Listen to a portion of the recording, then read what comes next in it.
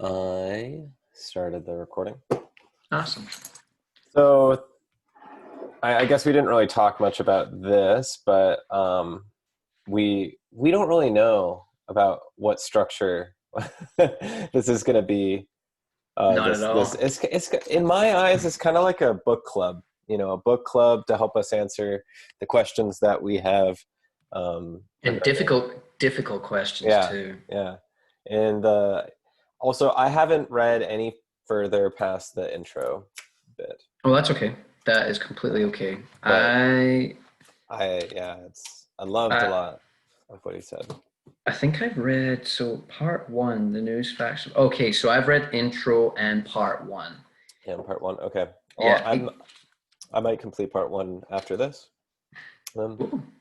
Yeah, the part it's interesting because if he uses you can tell I never thought of it this way before, but you know when people write their own books and it's like all their values and beliefs that they want, I guess, other people um, to be on board with, because he Yeah, goes deep into like he's a uh, like huge climate change advocate, yeah, yeah. and he kind of like rams it down your throat a little bit, which is fine because of Yeah, which that's is true. absolutely fine because of I agree with what he's saying.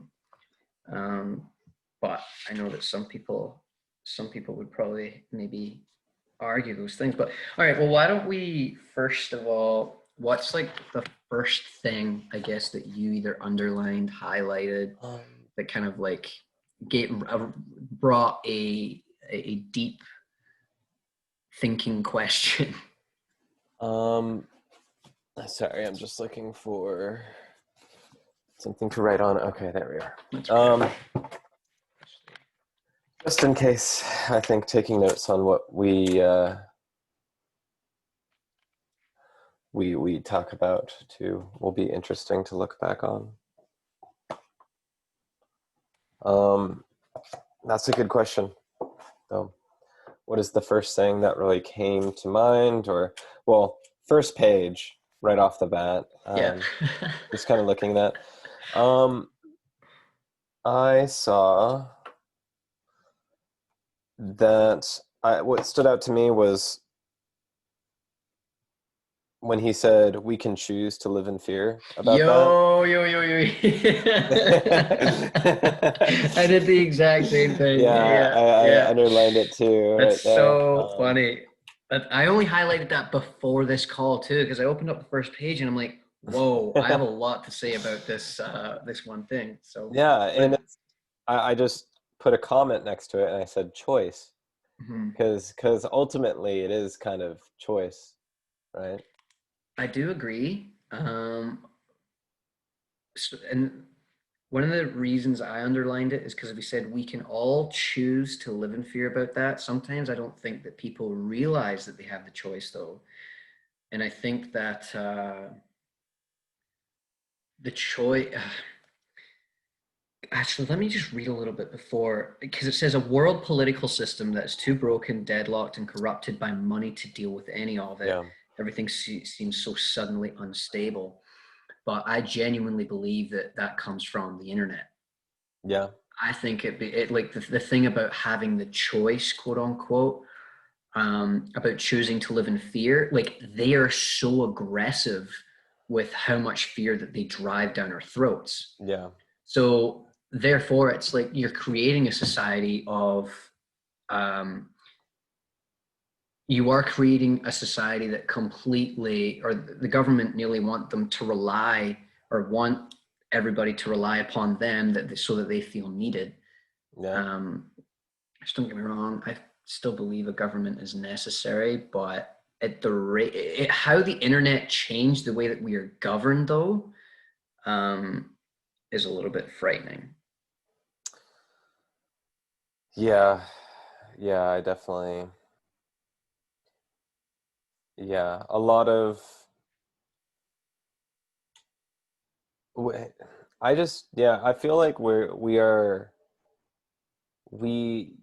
don't realize you have a choice because you've always believed you never have a choice or you Hmm. don't have a choice. if you've always believed that, for certain things, then who's to say that you'll ever change and believe that you will have a choice? And then, of course, as you said, like the internet and social media, it pushes you in a direction, right? And he talks about that later, the standard life Yeah.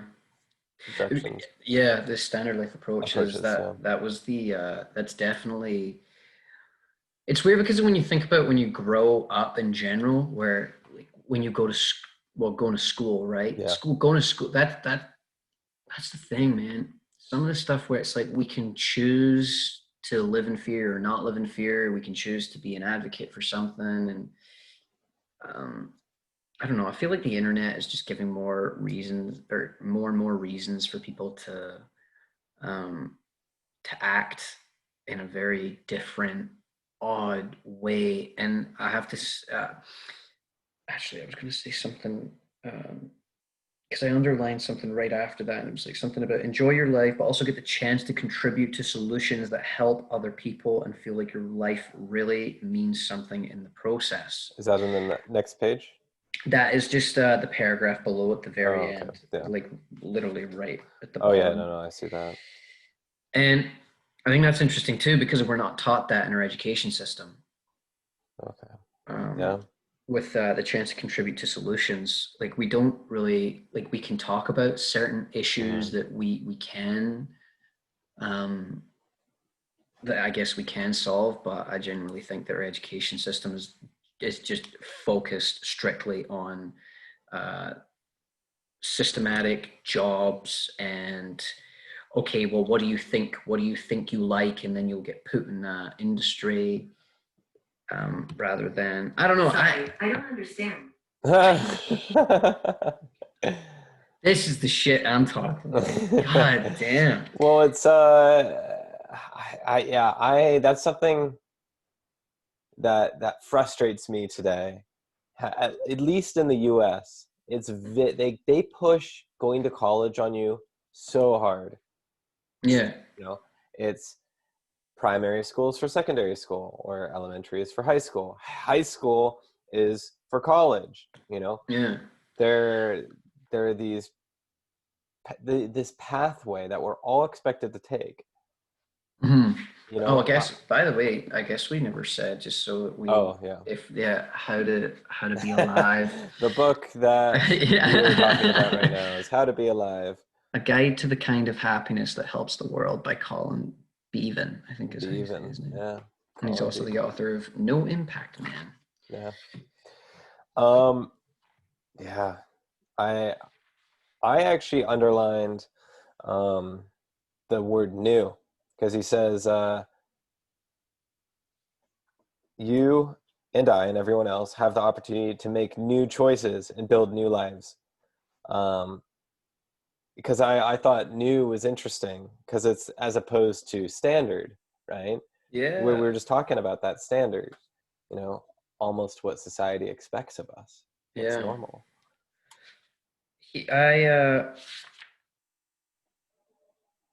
yeah, that is a I never looked at that before that way. I get, you know what I do like about this too is this is not a book that you just read one time. You Yeah, gotta yeah, like, and I feel like I think each time if I like, or when I reread a yeah, certain time, if I need it again, I would probably like start underlining in a different color to see yeah, what I get out of each experience of reading yeah, it, because there's just certain um, messages, I guess, that you can just constantly pull out of here. yeah, So, or that apply to your life. There's so many things that apply to each individual life. So depending on where you're at in life, you pull different messages. yeah, yeah. Um, It's well, I underlined something that said we can't escape the nagging feeling that our success comes at the expense of the rest of the world. So to you, how does that? ooh. Where can you show me where That's you halfway down page 2. halfway down? Oh, Yeah. oh yeah. Yeah, no, I definitely feel that. And what does that mean to Even you? Like, what? even oh, that's a fantastic question. Um, I'll have to ask you the same thing, because Mhm. I don't really feel that successful right now. I have a Mhm. bit of time.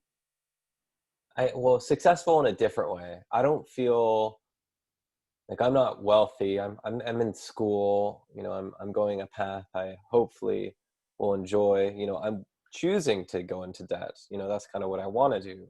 Hold on, before we keep going, let's define what success is first to you, to yourself, because success means something different to everyone. Well, I think, well, he puts in quotation marks success. So he's Hmm. talking about standard success, which I Hmm. think he Hmm. means wealth, money.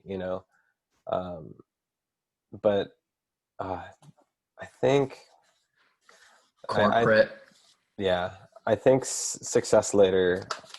I don't know if I can define it right now. It's complicated. It's definitely a complicated thing.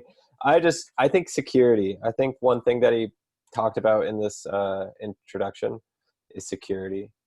And I think success would be some sort of security, whether that be financial or,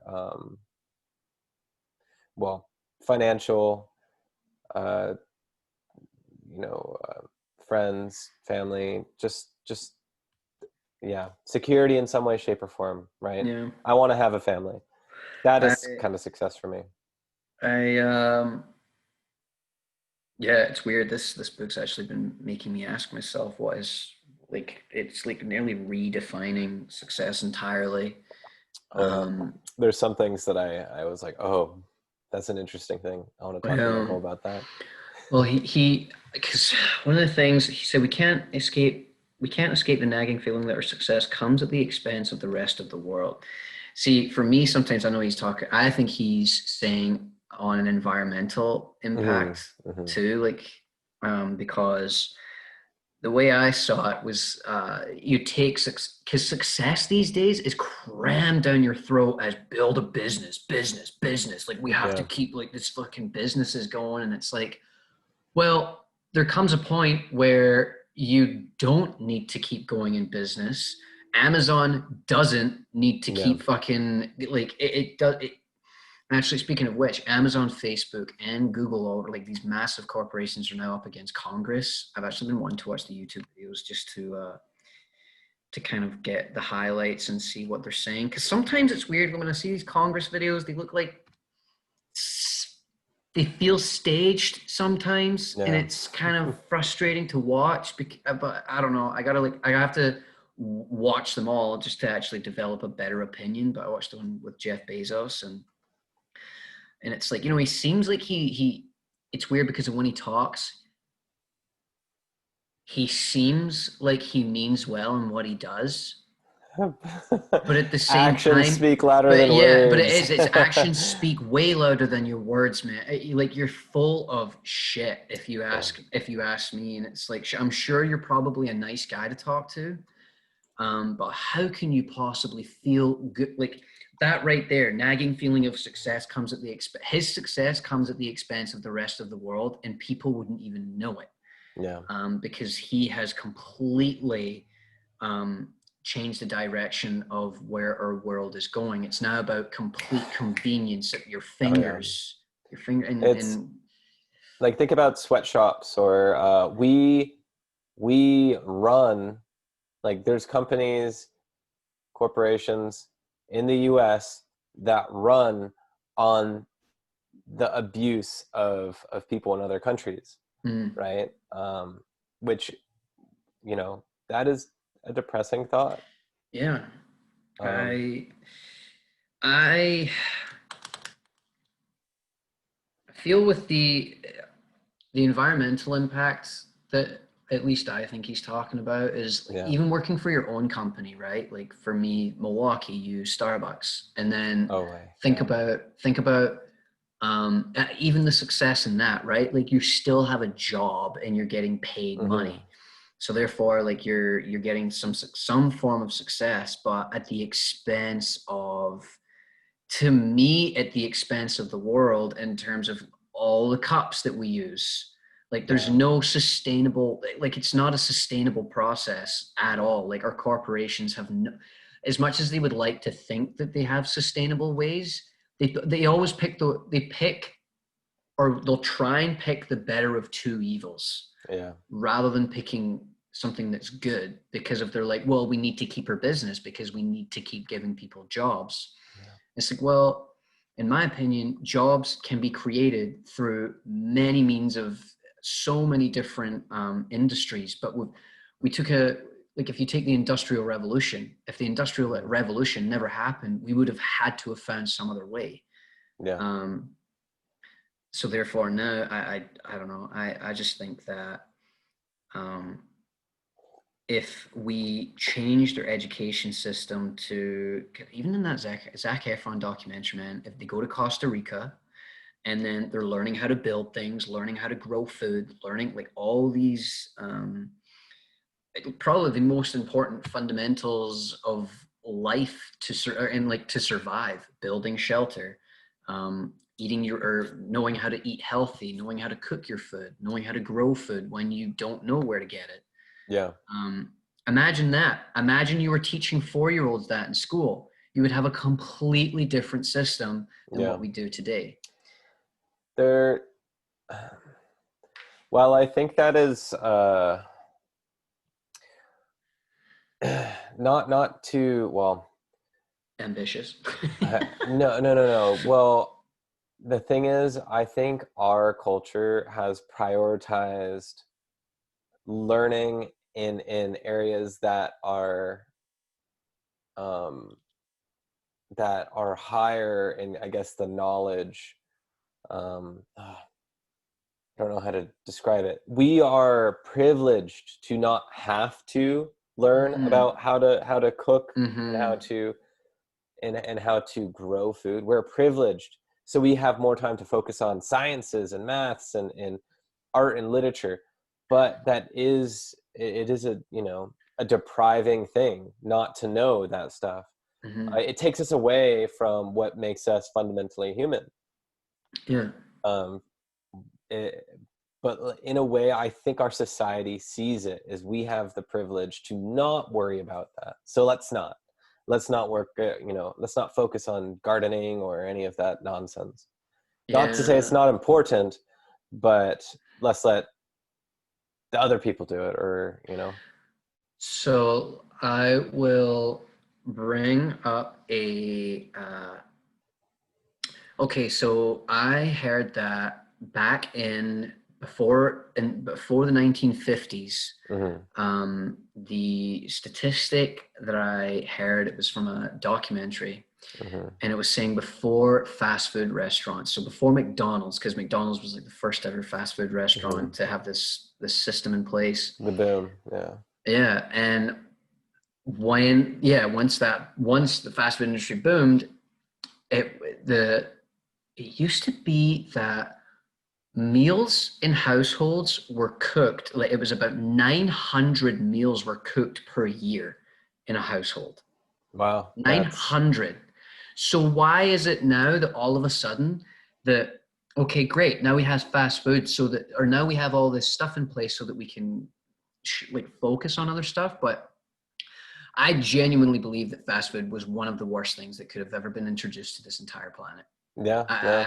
I genuinely, there's no good that comes from it.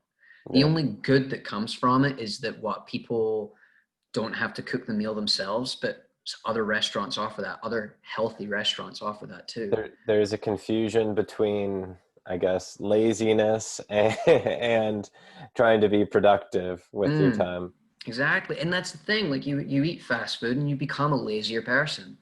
Yeah. You Or become, you're a lazier person because, well, you eat fast I'm, food because you're lazy. And I also believe fast food makes you lazy too. yes. Yeah. There's a Yeah. circle. Yeah. So I think with, like what was it? And there was another guy, he was some doctor, and he was talking about like Coca-Cola, for example. So Mm. take the amount of Coca-Cola that I used to drink, just like Yeah. No, it so was pretty crazy. madly addicted.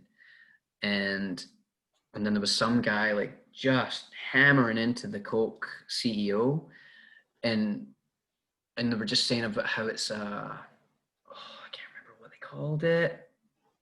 Basically the product doesn't need to exist. Yeah. It was something that was made, and it's like our bodies don't need it, they don't use it. Like well at all. Like it's not a source of energy or anything. Like so it's I don't know. I just can't believe that. Why on earth is this company one of the most? It's on the S&P 500, and all it does is ruin people's health.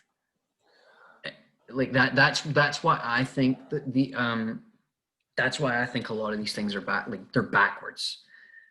Because Jamie Oliver will go into schools and teach kids how to cook and about health and like, hey, you don't want to drink this stuff, blah, blah, blah, blah, blah. And I'm sure schools are kind of doing it, but they're not putting enough emphasis on it. Yeah. They're putting too much emphasis on maths and English and fucking like even your gym time as well. And it's like gym, well, I can't knock gym's good, but I just think for the in-depth teaching, what are other subjects that we even fucking have in school that I'm trying to think? There's history, there's geography, biology. Yeah, and like for some people, like learning chemistry, right? Like, dude, I haven't used a fucking thing from chemistry ever, like ever in covalent bonds. Like, go fuck yourself. I'm sorry, like I just think for putting a high priority on things like that, and it's like, I think schools should be focusing on the overall happiness, or governments should have the education system focusing on the overall happiness. And dude, that comes down to remember the 5 F's I told you, the family, friends, fun, food, and faith, like those things right there, like focus on teaching children how to eat good food. Yeah. Like, did your school do that for you? Not that I remember. Maybe we did something on nutrition, but that's not going to stop the kids who want to eat sugar, or drinking copious amounts of energy drinks. Dude, yeah, energy drinks are so bad, man. So bad. Yeah, yeah, it's hard. It's hard to think about that just because I mean, he goes into it about our impact of what we can do to help that, but I don't think the government, in my perspective, would rather make money than support these systems. I think it becomes, he actually said something way later on in the book that I read about, and it was about, you know what, man, sorry, I'm going to skip. Also, we're going to have to probably pace this through a little bit faster. Yeah, probably. I guess we can probably take some of the more important concepts of like the stuck out. Or what, This is a little ahead of the introduction, but it said you don't ask the government to do it. Instead, you gather it with other citizens and you demonstrate to the government that, Instead, you gather with other citizens and you demonstrate to the government that it is needed, is wanted, and works. So it was, it was like a weird letter that was written, or when you tell yourself a story, and it was talking about how the government, when it's like, oh, like we're doomed, and the government's this, the government's that, and then he wrote a little thing to how to turn the story around so it's a little more positive. It was governments, corporations, the wealthy. Are you good? Oh yeah, no, I'm good. I'm just seeing if I can do recording with the speaker view. Oh, I see. Right, no, but it doesn't work. Maybe.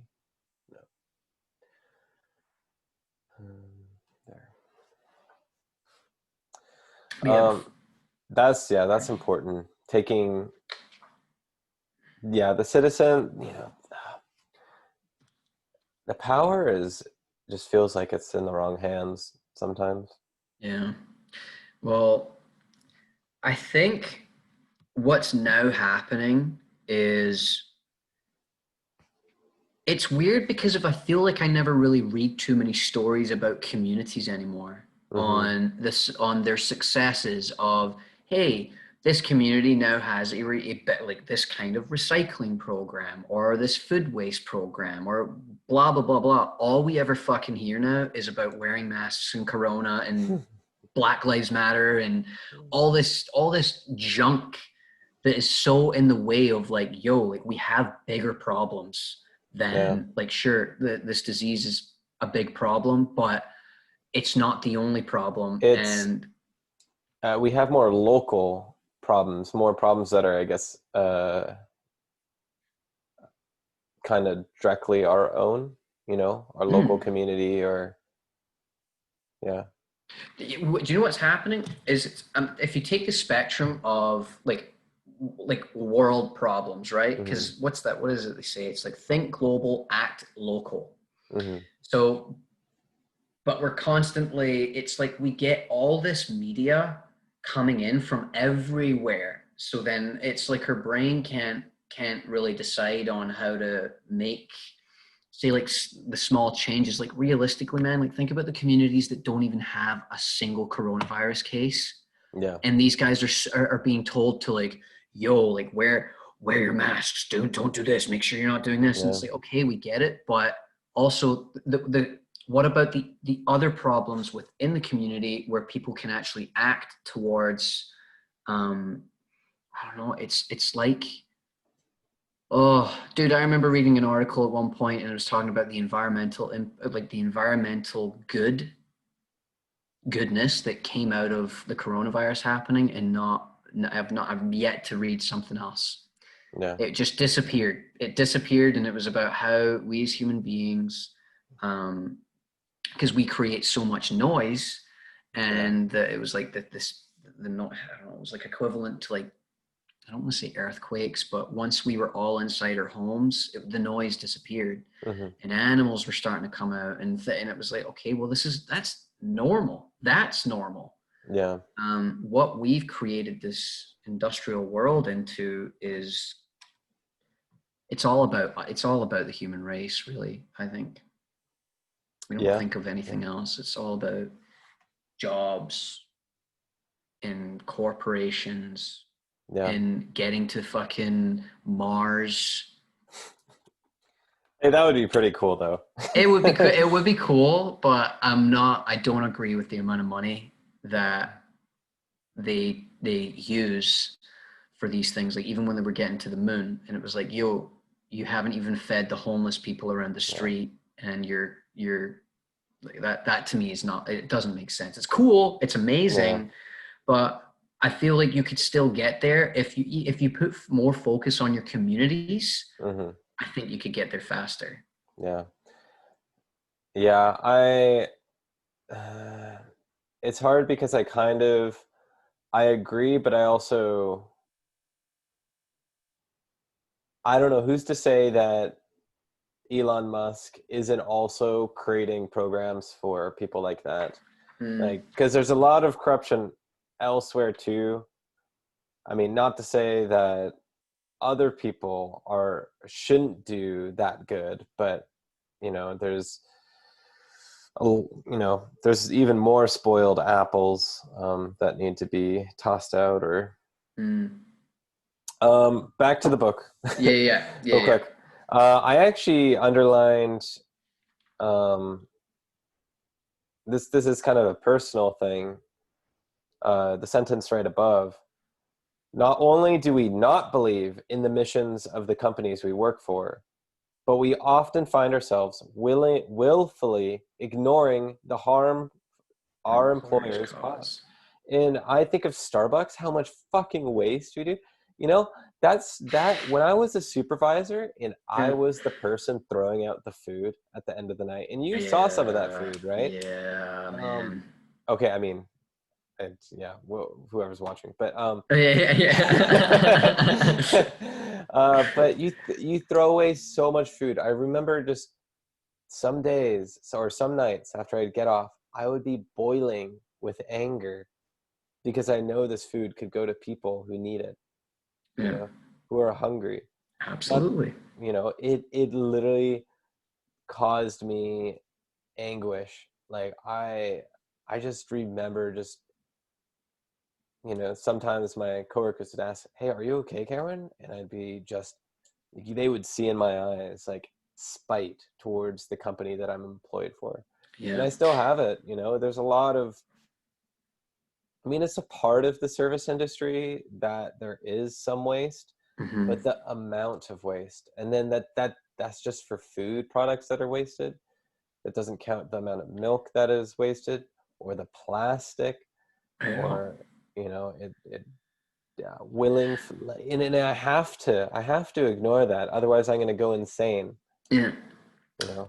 Actually, it's funny because of when you say that, I'll give an example, I guess, for even from my job and the waste that comes with it is people return things all the Mhm. time. Yeah. Yeah. And I have like see that mental it's like this mental battle that I'll have where it's like the tiny things that don't and the company looks at as a very pardon me, not like it's not a big deal to them at all. It's a marginal loss. Exactly. So it's the return to vendor, where someone returns something to the Home Depot, and then it gets sent to the back, and then the vendor has to come in. So I have to come in and then look at these tools and see if they're working, not working, whatever. And if they're not working properly, they get sent back to Milwaukee or TTI, and there's ones that will still be working, but they're in just like they'll be in not great condition, like in the condition where you can't put them out Hmm. back out to the store for them to resell it. So it ends up like, dude, like the stuff that gets thrown in the garbage for tools it bothers me so much. Like, and it's that those little things where I'm like, why that's me being part of the problem. Yeah. And I don't want to be, but you feel it's weird because of you feel trapped. And that brings me to the next thing actually, because it says we have less to lose if we break away from the societal directions people traditionally follow, and much to gain by experimenting with life choices that are actually truer to our Hmm. values, our passions, and our world concerns. Yeah. And when I read that, it made me think, um, well, at the same time, you still got to get paid and make sure that you Hmm. can live and survive. But how do you do that and get paid so that you can live? Like, so that Yeah. realistically, that you can um, just live, pay for your heat, pay for your gas, things like that, right? Yeah. So, and it's that to me, I guess, is the true game of life. Yeah. Those That is. words. How do you get there? True to your own values, like imagine living out a company that either you came up with or a friend came up with, and it was like, man, what you do is fuck, like I support it, and it's like there's just so much good that comes out of it. And Hmm. I think that comes through local businesses. Yeah. I don't necessarily think that comes through international. I think when you go international, depending on what it is, if it's food, but international in terms of uh, tools, manufacturing. Look at all the shit that comes out of China and then comes our way. Like it's not doing us any good. Beside, like it's not like a lot of the products that are coming from there are not needed. That's the thing. Yeah. People are like, "Whoa, I want it because I want it," and it's like Yeah. also like, do you need it? Like all these garbage little toys and McDonald's in China, but just seeing the unnecessary things that we just Yeah. want and you can't, and that, yeah, that's why I try and um I don't know, I'm Yeah. trying to focus on living truer to my values in terms of it was like a podcast, the Fifth Amendment, was it the Fifth Amendment that said this, where it was um no, sorry, it was the Habit book, Atomic Habits. Hmm. And it was like, do you want to be, I'll use the example of like fit. Are you going to read a page a day or are you going to be a reader? Are you going to work out or are you going to be a fit person? Hmm. And it's like kind of that mental change. And that's, I think, how you live truer to your values is rather than just saying you're going to do something. It's like a mentality of you are this It's kind of yeah, person. it's not a list you check off. Yeah. It's becoming a better person. Yeah. Yeah. um What do you yeah. have? What do On you have next? I guess I um I thought he said, or in the second paragraph down, page 3. Mm-hmm. He said, third exciting part is we don't have to embark on this quest for a happy, impactful, values-based life alone. And I just said, Michael. Oh yeah, I'm actually um, underlining that right now. I also, right underneath that, the next sentence, he says, it's true that our culture constantly nudges us towards a work to spend treadmill that so many of us want to escape. And that's kind of where I feel like we are right now. We Work to spend treadmill. work to spend treadmill. That, I mean, I feel like we're reducing our spending, at least, being Mm-hmm. conscious about that. But Trying to be yeah, so frugal. many of my peers at Starbucks, it just feels like that. It's a work to spend. It's it's interesting because I even look at my own brother a little bit Mhm. that way too. It's even. Do you even feel like your parents are living that way too? Like I feel like my parents kind of. Yeah, yeah. No, my parents are definitely. I told you, my dad's getting a Tesla. Not to say that's bad. I Well, you think, need to get around into your job. Like you need a yeah, car, but yeah. well, is he used? Has he gotten his use out of what he currently has, or is he just because of it's like I want a Tesla? I don't know. I don't know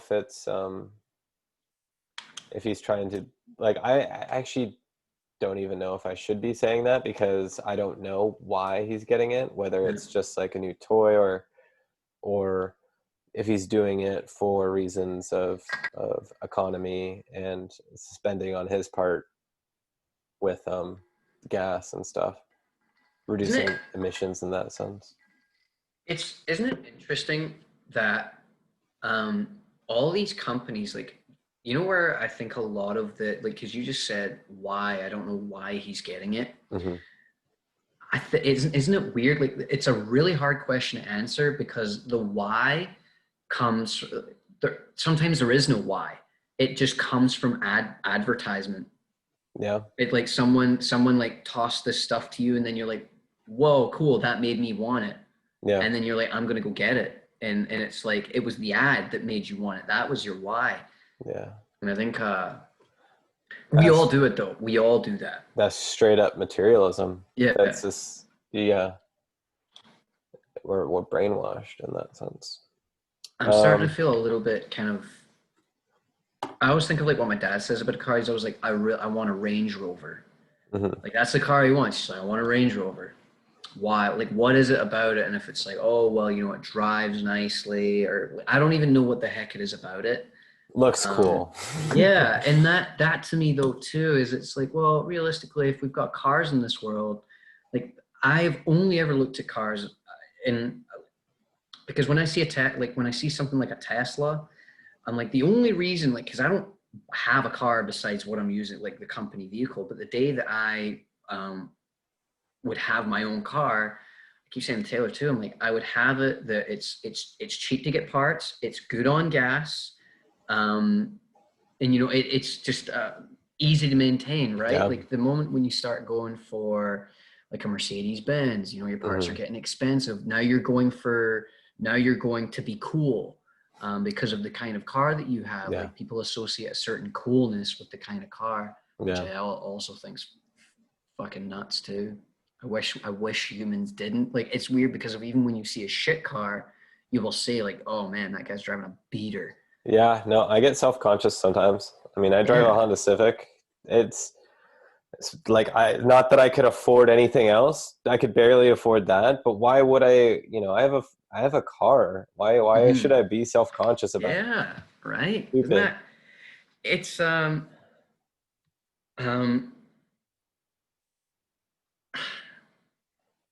Okay, and imagine this. Imagine like, uh, if you were the kind of like, would you want to be the kind of guy that allows that materialism?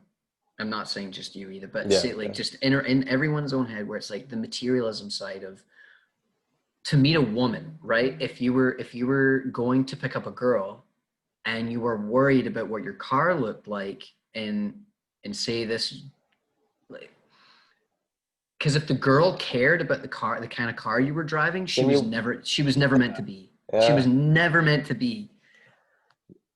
That's why I really liked and I know you remember this, when I met with Tally for the first time. Yeah.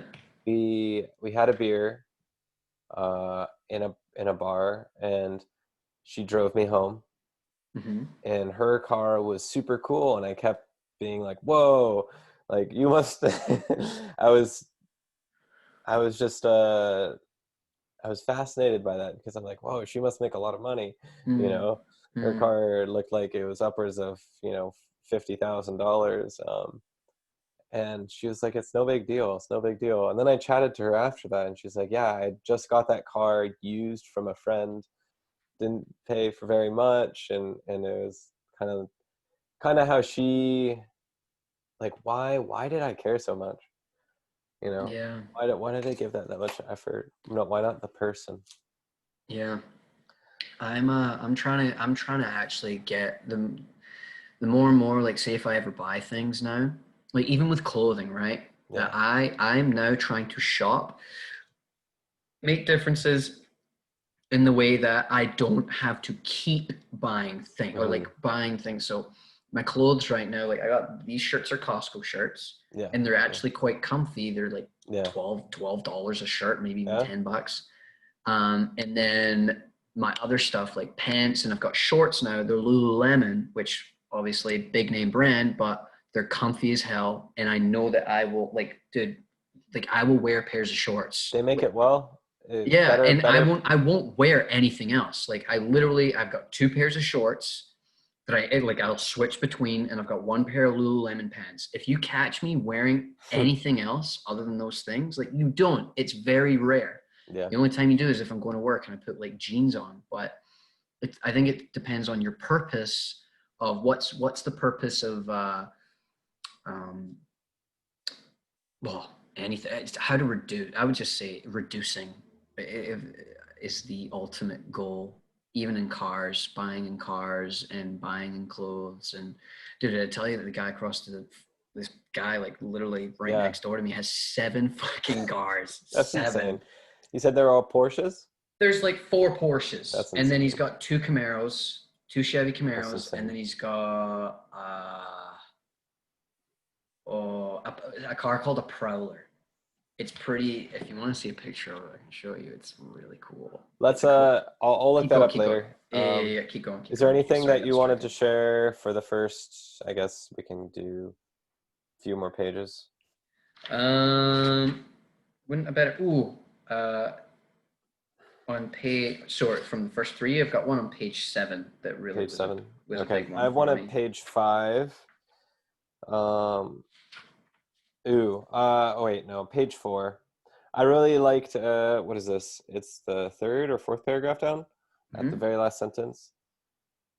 He says, it is a book about asking questions that will nudge you along the path to your own personal version of a good life.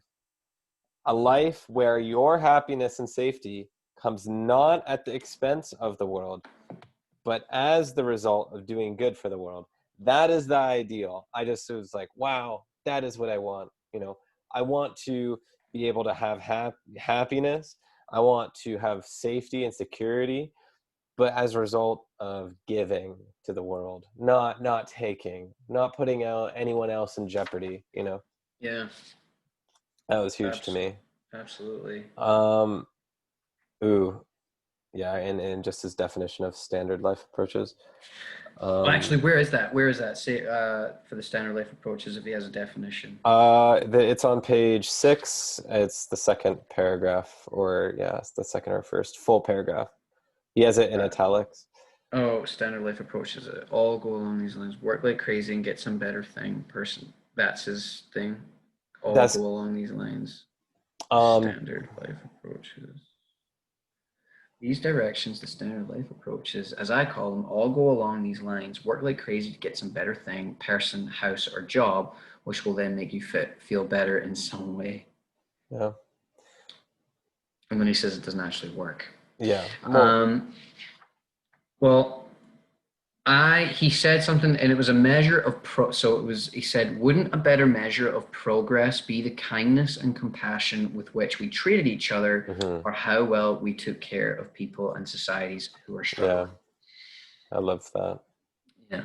So Oh, do, I highlighted that. Yeah, I think sometimes think like also when you think of the education system, imagine books like this yeah, rather than reading like fucking Great Expectations for literature. Like I don't really see how like the value in that. Whereas like something like that like is wouldn't a better measure of progress be kindness and compassion with the way we treated each other? I don't know. I think that was probably one of the more powerful statements that I read in the introduction yeah, for me, or how well we took care of people in societies who are struggling. Because I mean, even when you like seeing like Vancouver, man, the homelessness here for how fucking rich this city is, it's disgusting. yeah, It's yeah. disgusting that you have these gazillionaires living in these mansions. And it's like, not to say that the homeless people, it's because I know there's an attitude towards homeless people that can possibly be like, oh, well, like they did it to themselves, or they're lazy, they don't want to work. Because if you give them money, they're just going to go buy drugs anyway, or they're going to buy alcohol. Okay, sure. Say those things are true. But wouldn't you at least agree that there's programs that can be in place that can help them?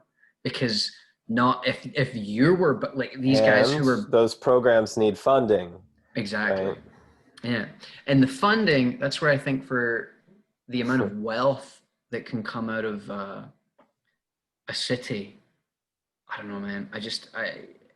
The way that even when you see like what happened in the stock market there, the rich are getting richer and the poor, once again, that gap has just increased by exponential amounts, and it's going to get, well, Jeff Bezos is on his way to $1 trillion, which probably I hope he gets arrested before that happens. Yeah, Because yeah, you can't like that to me doesn't make sense. Why do you have all these guys like care about your societies and people who are struggling? That's what matters, not about who can quickly get a product to their front door if it yeah. comes next day. Like that doesn't make sense. But anyway, we can move on if there's another. No, um, yeah, Pretty powerful. yeah. I was listening to the Jordan Peterson book, um, recently. The what is it? 12 Steps to Life, 12 steps, yeah. or what is it? Is that I what think it it is is? 12 steps to life, yeah. Um, I've not or read it 12 personally. rules, 12 12, yeah, antidotes. yeah, that's it. He says there's a quote in the Bible, and it's, for those who have all, they get all, and for those who have none are given none, or something like that, something along the lines of that.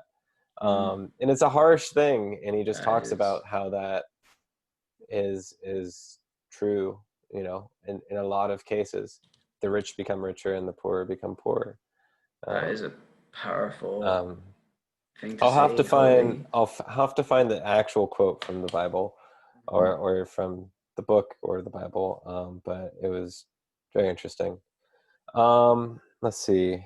I just when he talked about the war, I just like, war is, it makes me sick, Yeah, because after realizing how much of a power play it was just for oil, and that in it Vietnam. Or Iraq, sorry. And Iraq, sorry, Iraq. sorry, sorry, in Iraq. Yeah, yeah. Yeah, and it just makes me sick. Um, uh, Okay, I, well, actually, what do you sorry, this isn't a book when you were talking about war. huh? Is this This is in the or book. It's on page 6, the last paragraph. oh, it became clear to people of all political complexions that this was a war for oil. Oh, does he actually say that? At the very, very bottom. But this time, American women in armed forces as well as civilians. You know what I get kind of upset about? So if you take that paragraph in general, Mm-hmm. I think it's so ridiculous where sometimes to me what is involved with the military. I think the military is brainwashed too, and they don't even know it. Like they believe that they're protecting their country. Yeah. No, of But course they are. yeah, and it's like but protecting your country to then go to other countries and massacre um, other people who are just regular citizens. It was not the citizens' fault. Yeah. It became a government problem, and then the American government gets involved and then the American government are like, okay, these fucking countries need to go down. Like we're going over there because of they're a threat to our whole nation. Mhm. So then scream this through media and the news, and then that's what we all gather, and we're like, oh my god, like China's so corrupt. Oh my god, Iraq is horrible, and they may be, but it's that it seems to be that it's a struggle for us to do our own research on it. But instead, what we do is we just watch the news and we jump on it. Yeah. And then we send over the troops to kill people.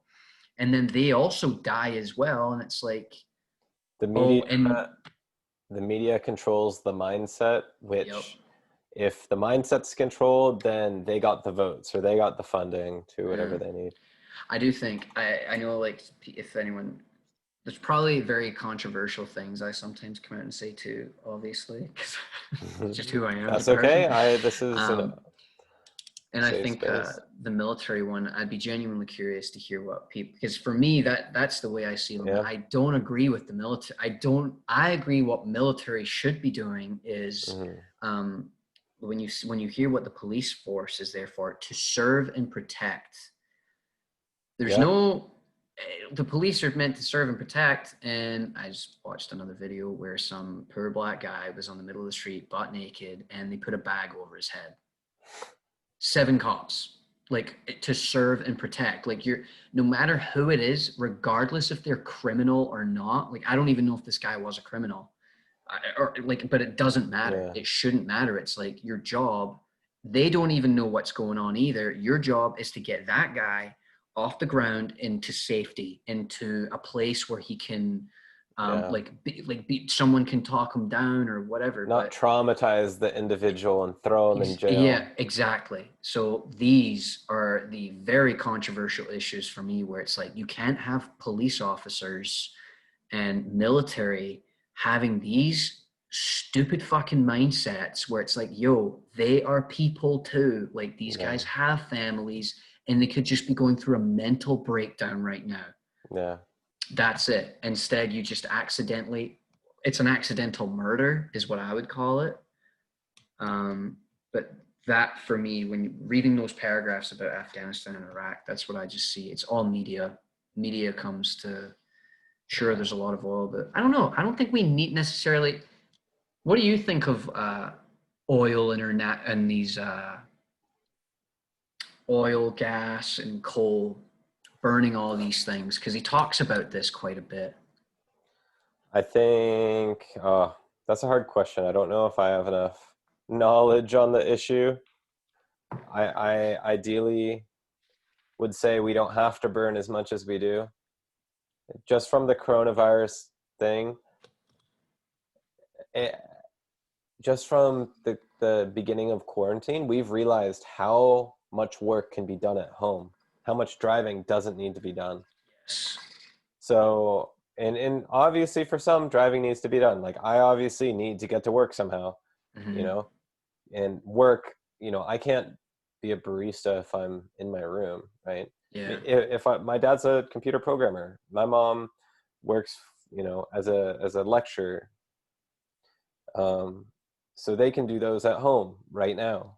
Yeah. Um, my dad can do his remotely, so I think ideally moving away from oil, crude oil, and that would be best for just all of humanity. Mm. We're essentially bringing up the dead from millions of years ago and burning it for our own fuel, Mm. and like So good that for we us. can, so that we can, and it's so that we can consume or buy junk, Yeah. unnecessary products that don't even resemble happiness. Yeah. That's the other thing What? too. Like, go ahead. Oh, no, no. I was just going to continue on to something I was underlining in 8. Okay, you go say it. I want to hear. What's the point of societal mold? Okay, well, on page 7, the bottom, I thought this was pretty cool. What's the point of continuing trying to fit into a societal mold if it never helped the world nor made me feel happy? And then he said, I kept wondering, what if I stopped following societal directions and pressure and lived according to my passions, my values, and my worldly concerns? Like, that is a good question to ask ourselves. What if I just said, screw it, I'm not gonna, like, obviously it's a little bit different now because I'm starting to try these things. I'm starting to live according to my values and my passions. But right out of high school, I went to university. That's so expensive, you know? Yeah. Like, I believed that I had to go because I believed, that's what I Because was told. you were molded that I way. was molded that way. Same, you did the exact same thing too. Yeah, and it's made me probably more unhappy. I think it's annoying because I've got nothing to compare it to. I mean, Yeah, I know comparing yeah, is not a great thing, but it because sometimes I do think of like when you take the whole university approach as a whole, like in the hole that it put me yeah, in financially is like I went to school, like I was 17 years old, and I asked my teacher when I was in grade 12 and said, I don't know what to do for school. Like I can't afford it. I said I can't afford it. And I went to like this. So I went to, I guess you already know this, but I went to a private school on a scholarship. So I did not pay to go to this private school. It was all yeah, free. Other kids had to pay like 10 grand per year. yeah, Um, so, and of course, my parents wanted me to go to this school. And I never really necessarily wanted to, but they convinced me to go. And then on top of that, like it had badminton in there. So I was like, well, I could I could become something like pretty great with badminton. But then the teacher, grade 12 had said, where it was like, well, I was like, well, what do you like? What do you like? And I was like, oh, well, like, I think I would like business. I think, like, I had no clue. I didn't even know what was entailed in business. yeah, Um, and then he was like, I think that would be a good option for you. You're like a people pair, like you're good with people. Okay, well, you can be good with people in any fucking industry. yeah, Um, and and then I was like, well, I can't afford it too. And he was like, well, while I was going to school, I had student loans and then I paid them off, like blah blah blah blah blah blah blah. Something like that. So anyway, what I went and did is I took out student loans, and then the actions. Don't get me wrong, I blame myself for this, but I didn't know how to manage money. Like I didn't yeah, know the importance of living frugally and saving and making sure that you have something for a rainy day. All this stuff, it was just like that was it. It's like you're working to spend, is what he said earlier. You work to yeah. spend. And now I ended up putting myself in like either 52 or $54,000 worth of student debt that I'm That's insane. still trying to pay off. So um, Uh, yeah, and sure, it's my fault, but it's also, I don't know, from listening to self-help books, I would be told to make it my own fault. Like, oh, it's mhm. my fault. I should have known better and blah, blah, blah. I can take responsibility for my actions in which I'm currently doing. I'm trying to pay this off. And I don't want someone else to do it. I would love someone to do it else for me. Like I if someone was I just like, I do have to say something. Well, I don't. I would say taking responsibility from your actions is different than saying it's your fault. You know, true. they're very close, but you can agree that you were ignorant. And to say even fault gives it almost negative because connotation because you've learned a Yeah. lot. Yeah. And it's a growing process because of Yeah, as well. Like I feel I'm happy that now it's given me the knowledge of what I have about money and how to manage money and how I'm living so much more frugally. Yeah. Because at the same time, if I never had gone into the debt, I don't know what kind of lifestyle I'd be choosing to Yeah. live right now. I could still be going getting plastered with my friends all the time at bars, Yeah. working, and then that was what your friends would do. I don't Your think so. I don't think so anymore. And like, because I've got friends who, mind you, I still have friends who do drink quite a bit your and body would take so can't much of a handle it. toll too. Yeah. Can't handle it. Yeah, and that's why I don't like drinking too much A these days coworker anyway. of mine said, I was working with her today. She said she started drinking at 6 p.m. yesterday, stopped drinking around 6 a.m. this morning, showed up to work at 9, and at 9:30, she's That's like, "I am disgusting. so drunk." And and yeah, that's exactly how I felt. I'm like, I would never want to do that to myself. Like No. that's torture for my mind and my body. I would, I don't know. Like, I got 9 hours of sleep. Feel Yeah. fucking great. Yeah. Just that sounds miserable. Yeah. And it's What are you weird, to gain from that? You can't learn. You can't dude. And see, exercise. I don't when you know. think of like Sounds like what fun, but well, you take like alcohol and like these party nights, right? Like mhm. the goal at the end of the day is long-term happiness, right? Yeah, So, oh yeah. and that's, I feel like this is kind of like I feel like that's a big part of like an underlying message throughout this entire book, Hmm. probably is it's the long term. And um In now that you're saying that, like the best thing you can do for long term is to give to others. Because yeah, you're spreading that love and spreading that wealth, and that's it's yeah. That's, actually funny enough you just said that there. So the next quote I was gonna say, he said, the question is, how do you work with everyone else to keep the boat afloat? When the ship is sinking, when the ship is sinking, isn't the time for self-help. I thought the way he phrased that was really weird there. When the ship is sinking, isn't the time for self-help. It is the time for each other help. When you think that way of each other help instead of self-help, your definition of success naturally changes. All of what a page is sudden, that? that's on page 11, Okay, yeah, yeah, yeah. very last paragraph. Oh yeah. Um, No, I yeah. Yeah, and then oh man, all of a sudden, making a big splash and getting semi-famous on TV doesn't seem so successful anymore.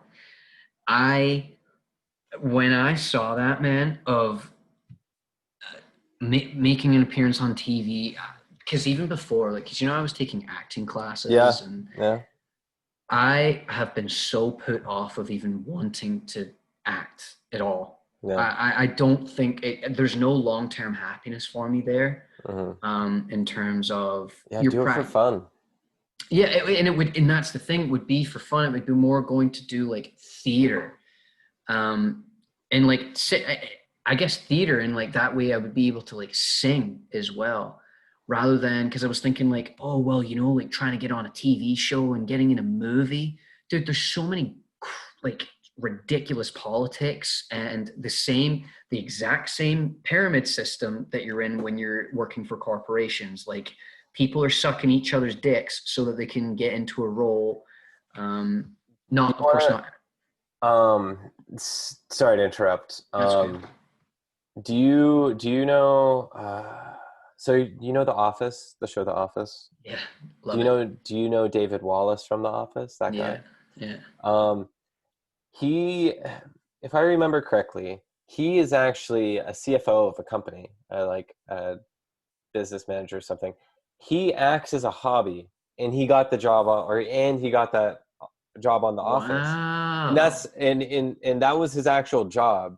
So he was like he was almost Oh wow, being himself. he was almost being himself, but also acting at the same time. That's super cool. But yeah, that's just to say that was his hobby. That's just something is his passion, something he had, Yeah, that he liked to do.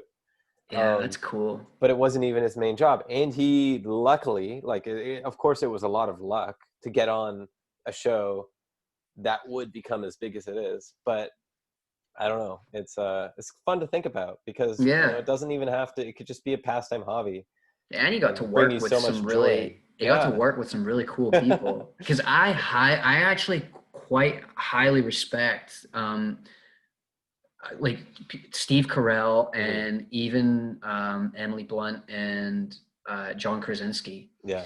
Because like John Krasinski as a person, like if you've ever listened to him, Yeah. he seems like a very genuine dude that Yeah. um like I like could yeah no I respect them. I even like listening to them in certain conversations they have. They like they try and spread positivity Yeah. to people, and that's something that I thought was really cool. So the fact that he got to be in that show with them just out of a hobby is Yeah. really cool. Yeah. It's amazing. I'll probably have to read a bit more into the story.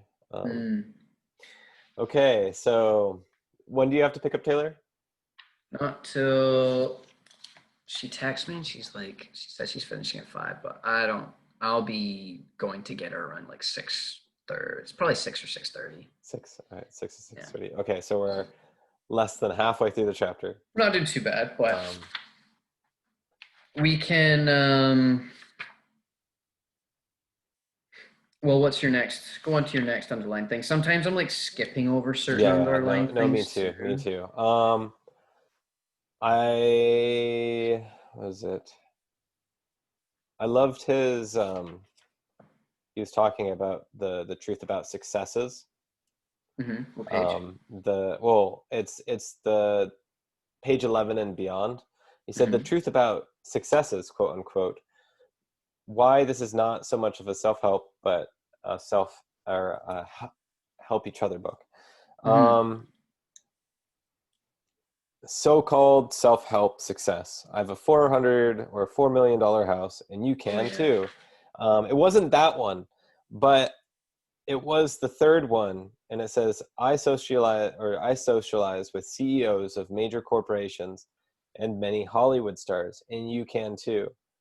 So that one I found funny because someone on my cross country team is the CFO of People's Bank. He's like a 45-year-old man. He's friends with the coach, but he's on my cross country team. He's the freaking Oh CFO of a bank. And he's doing it not because that's his passion. Running is his passion. yeah. He doesn't care. Like, we're children to him, right? We're Hmm. children.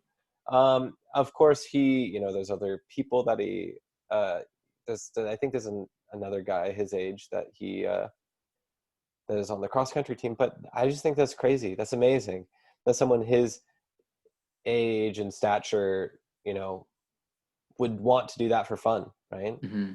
It's not like, And it makes him human too. Like, isn't yeah, that? It's such a humanly thing and status. That's why I like. it's the Oh breaking man, down of status. It's the yeah. It anything to break status down at all. I love mhm, because I don't know. Regardless of who you are, it's like when people, if it's like, oh, this man, he's done great things for the yeah, world, blah blah blah, and it's like that's amazing that he has, but at the end of the day, right, like he's still human, and so are the rest. So are the rest of us, and that, yeah, no. See if having a, have you ever like spoke to him?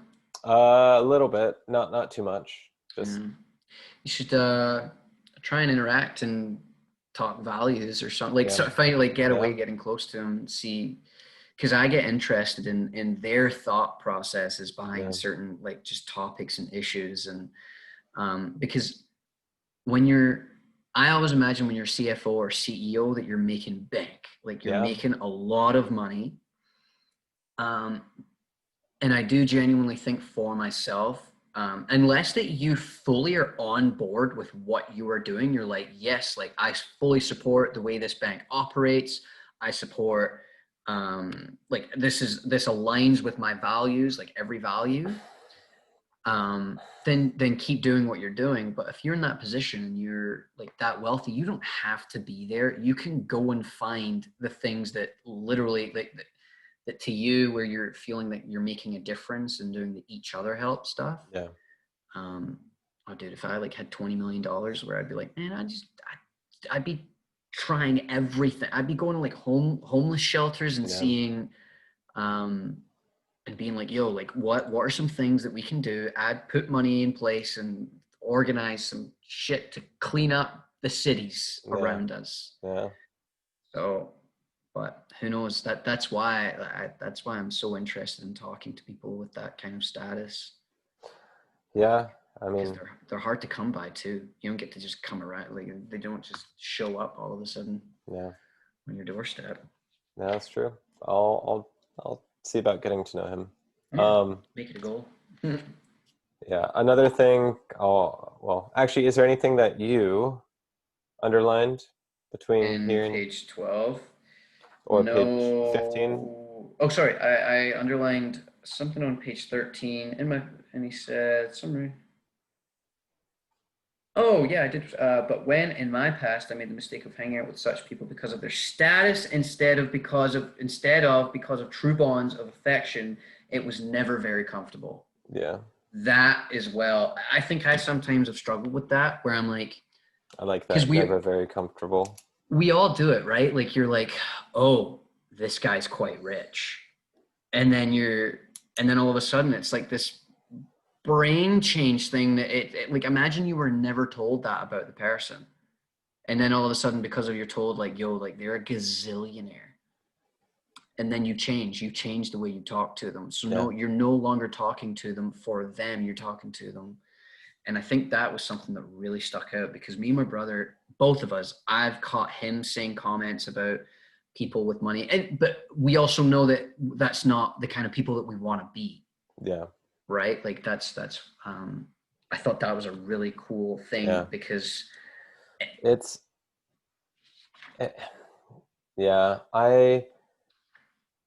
I don't know. My neighbors like that live in the same house as we do. It's mhm, a duplex. They're not the most wealthy people, but they live mhm. very frugally, and you know, the guy doesn't work too much. It seems like they have a very chill life. Like they just hang Cool. out and chat. And my roommates, well, one of my roommates, kind of talks about how weird they seem, or how weird they seem to her. Oh, I see. Yeah. And it's I don't know. We're just different people, you know. Like I want to get to know them. They seem like friendly people, but it's like we may seem just as weird to them as they seem weird to you or me. Yeah. I don't know. It's weird how we assign status to things, without even getting to know them. I wonder what it is about human nature to look at people and it's like because we're the most judgmental kind of being, um, and I've always wondered of because we're just part of the animal kingdom. You So can, why it well, it's like why is it like when you look at other animals too? Like imagine like a tiger and an elephant, and then you see like another one, like another tiger elephant, and then you're like, what a fucking weirdo! Like what the hell is this guy did? But that's like obviously I don't think that happens, but it's like why? What is it about us that's something that's so instilled deep within us? it's interesting. I personally think it leads back to survival of the fittest. And it doesn't mean survival of the fittest. Fittest just means, reproduction, spreading your genes onto the next generation.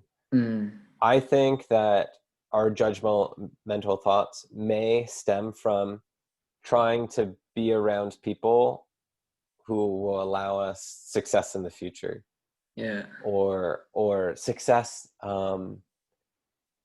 in reproductive success. That's a very animalistic thought, really, but Yeah. it's kind of the premise of survival of the fittest. We we're doing this right now because we believe it will give us a better chance of, you know not to yeah. It's weird because I also think her survival instincts have shifted a lot in terms of like if you even go back like man, 100 years, 200 years. It was.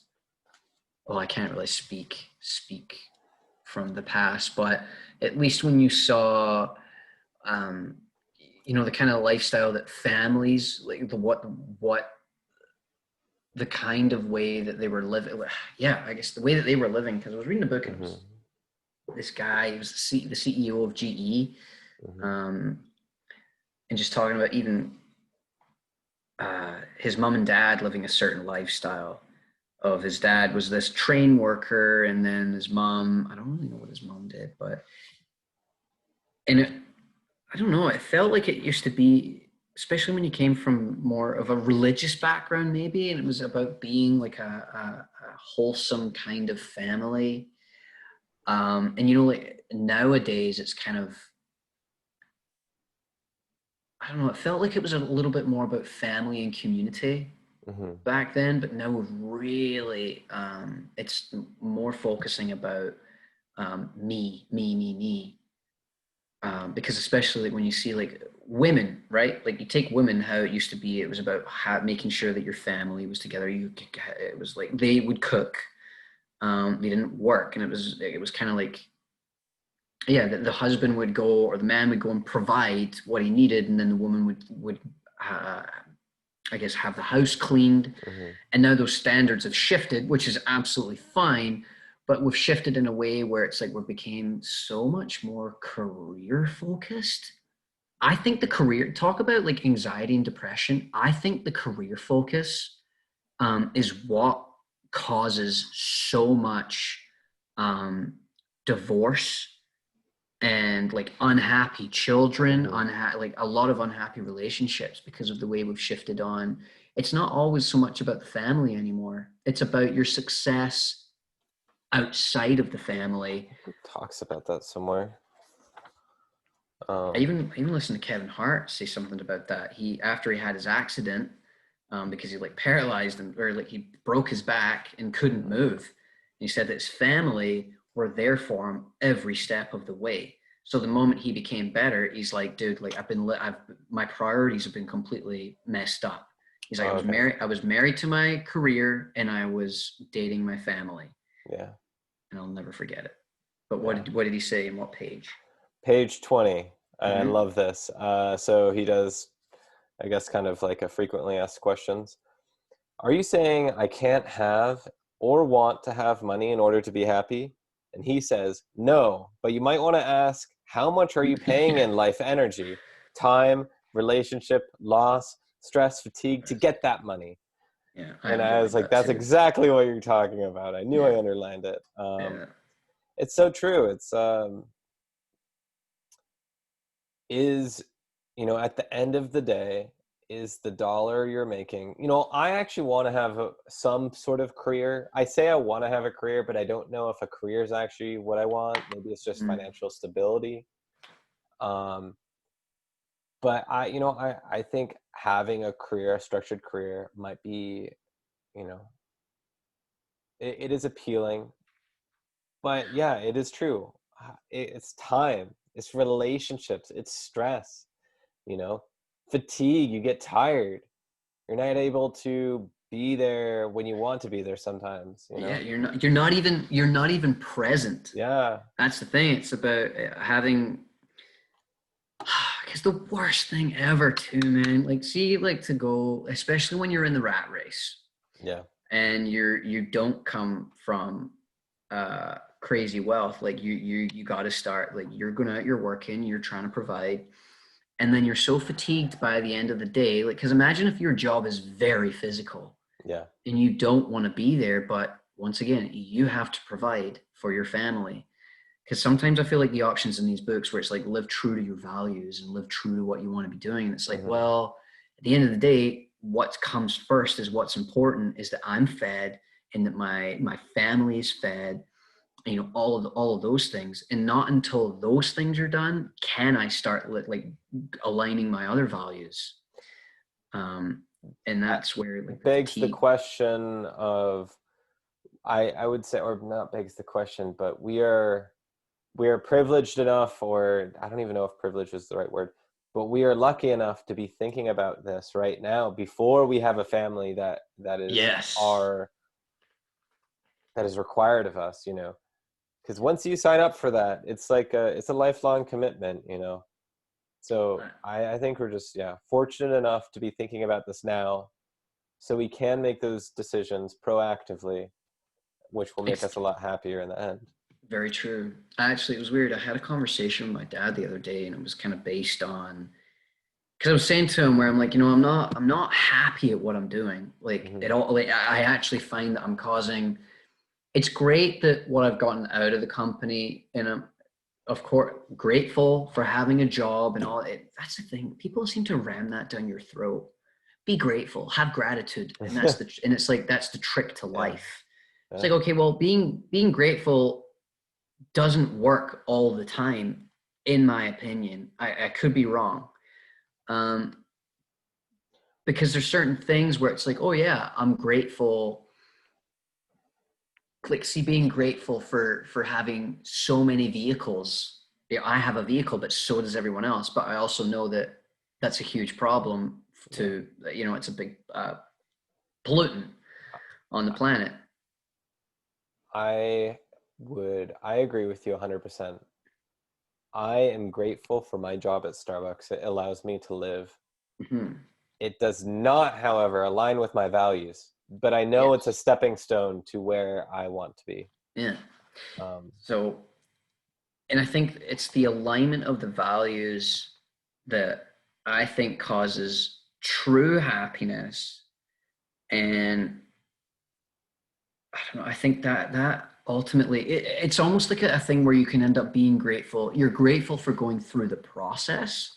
yeah. And as much as it can be really hard, like you're going through the process and it's like, fuck, like what, why can't, like, why there's so many questions. And it's like, especially for the amount of, like, this guy talks about like self-help books. Even I've listened to the amount of Gary Vaynerchuk and fucking Tony Robbins and even Joe wrote, like a lot of these guys keep preaching these things about happiness. And but then I also see that the way they do things, so Tony Robbins, Gary Vaynerchuk, they're very, like, dude, it's so down, ramming it down your throat once again. And that was something I never paid attention to, in terms of, like, you take Gary Vaynerchuk, for example, he posts on Instagram so many times a day. And he's like, you want to be fucking happy? Well, I'm fucking happy. And it's like, fucking this, fucking that. And like, you got to work hard. You got to work hard. And blah, blah, blah. And he keeps going. And it's like, dude, like I know, like, he's talked about it too, where it's like he's incapable of stopping. And for him, I guess that depends on the person you are. For him, he feels like he's doing a lot of good for the world. Yeah. And maybe he is, maybe he isn't. And I feel like we all have that same, um, mental argument of how much good am I doing for the world. Hmm. Um, and Yeah. I don't know. I don't always, for me, I guess I'm probably like you. We're both trying to figure it out. Where is your place in the world? And I think that's, I don't know, 25. How old are you now? 23, I'm 23. 24, toward 23. So we still have a lot of time to Yeah. find our place in the world unless we die tomorrow. Yeah. But yeah, I think finding the place. It's almost like I'm looking at a lot of these guys and I'm like, they say things that align with certain values, and I know every person's different, but then it's almost like you watch too much of them and then you're like, I gotta take a step back from you. Like, Yeah. I think sometimes I feel like they lose their own sight of what it is that they were originally trying to do, Yeah. because now Tony Robbins is like, build a bit, like they preach. I'm against the whole see this building businesses, and you build 12 businesses.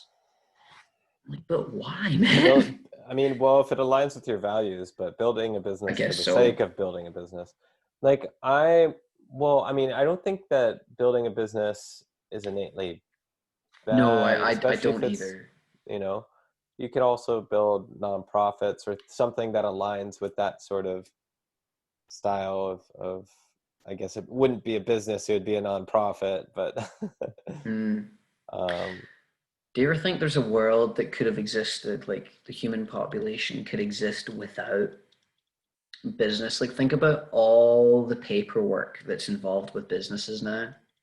And it's like you got to go through the government, you got to register your business, you got to do this, you got to, and then there's competition, and then all this madness.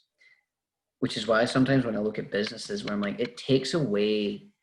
There has been a time in the past Yeah, when it was like exactly. that. There has been. I That is don't. I ideally, like I don't know if it can return, but we'll see, I guess. yeah. Actually, I heard a comment where it was like, my friend, my friend told me this. I don't know if it's true, but because she can get pretty carried away on conspiracies. Yeah. And don't get me wrong, like I like to sometimes investigate certain conspiracies just to I don't know, I just want to. And there was one that she'd said, because we're talking about the internet, and it was like Facebook and Instagram, and it was like of how there's something's going on elsewhere in the world, and it's like in like a certain number of weeks of how they're going to shut down the internet or something like this. I was like, well, what if that happened? Like, what if that actually happened? What do you think would happen in this world? I know this is a little off topic, but I People would look at their phones, be like, "What's up? not know, I don't not know what to do. know." Yeah. Yeah. Fucking hell. Oh, Yeah. I part of me thinks that it would kind of make people it would nearly be like a hypnosis that is turned off. yeah. I think it would be. I think at the moment that the internet was turned off, you immediately would be saying, where do I need to go and what people do I need to go and like, because realistically, if the internet turned off, who are you like, are you going to text your boss and then be like, oh, hey man, like, so what am I going to do tomorrow? Like, no, you'd probably be like, the world has just changed, because if there was no internet ever again, I would be immediately going right back home to my family. Yeah. It'd be kind of like nearly like, it would feel like it would be nearly every man for themselves all of a sudden. Like, right? Like, No, cause it would be interesting. It would be yeah, interesting. I'll do say that. be scary as fuck. Um, anything if we wanna I just have keep moving forward. page 16 real quick. It's only the one, it's just the one paragraph in Camus, but I thought this was kind of cool. And he said, the world doesn't just need local farmers, it needs the Oh, farmers' customers. This is page 16. It doesn't just need urban environmentalists, it needs the people who take food scraps to their compost piles. It doesn't just need the people starting bike sharing programs, it needs the people riding the bikes. It doesn't just need race activists marching on the streets, it needs people retweeting the videos they send out. yeah. And I saw that as like even the small actions can play a part. mhm, yeah, well, yeah, take compost. It's in like a couple of different cities where the governments refuse. Actually, it's going to be in this book when you read, but those little differences, it's like the community. It's like being an activist in your community is how to get those changes. Mm, Because I don't know, it's easy to talk about these things but yet sit inside and yeah. and do nothing, which is currently like even what I'm doing. I'm assuming maybe even what you're doing too. Yeah. Like to talk about the values that you care about, but Not to it's hard yeah. to get out and like do something because it's scary too, right? Yeah. So It is yeah, scary. It is that was from scary. page 16. No, I actually had that. I had that whole paragraph kind of sectioned off, put a little bracket around it. I did like this. Um, yeah, yeah, pretty much. Yeah. um, I also liked his sentence just down the way. It just says he just said it's about being awake to our moment to moment decisions, not about developing a new list of standard life approaches. Mm, And that's he just said re-examining your life, and then it's like it's being awake to your moment to moment decisions. mm-hmm. Being mentally aware of what's going What's going on on? and um yeah, on page 21, his standard life approach number 1: work hard and knuckle down. kind of like the Gary Vanderchuck. Standard life of work hard and knuckle down, get Uh, rich quick. and that's what I know. That's the one that you kind of, I mean, with the MLM. Yeah, I mean, that's what they appeal to. It's like, you'll yeah, get rich if you work absolutely. hard and knuckle down, and it feels Yeah. kind of like a get rich quick, but it's not.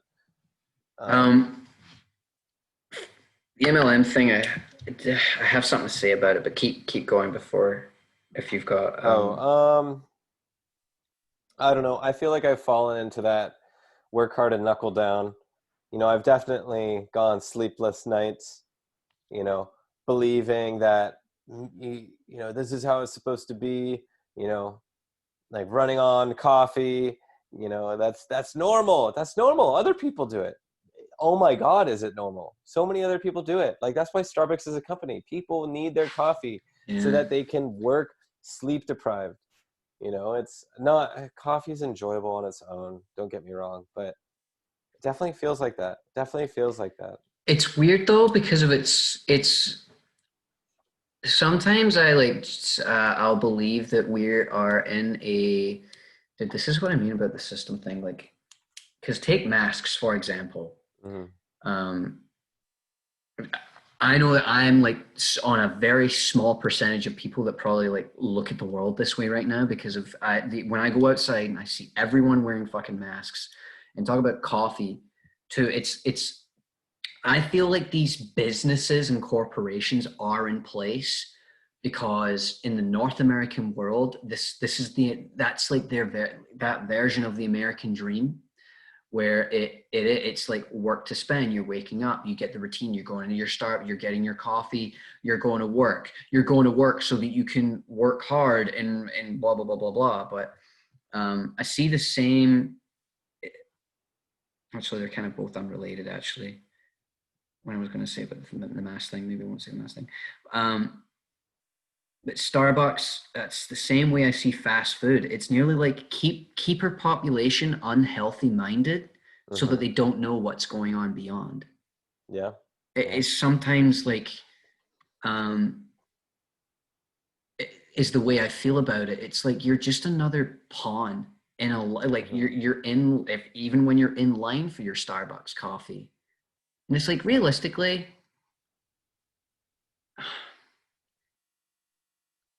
I don't know, man. It's I guess that we've always had this regime. We've always like if you go way back in history where like it used to rather than government, it was kings and queens Yeah. and peasants and churches and whatever. And it's the system has never actually ended. It never was abolished. It's still going.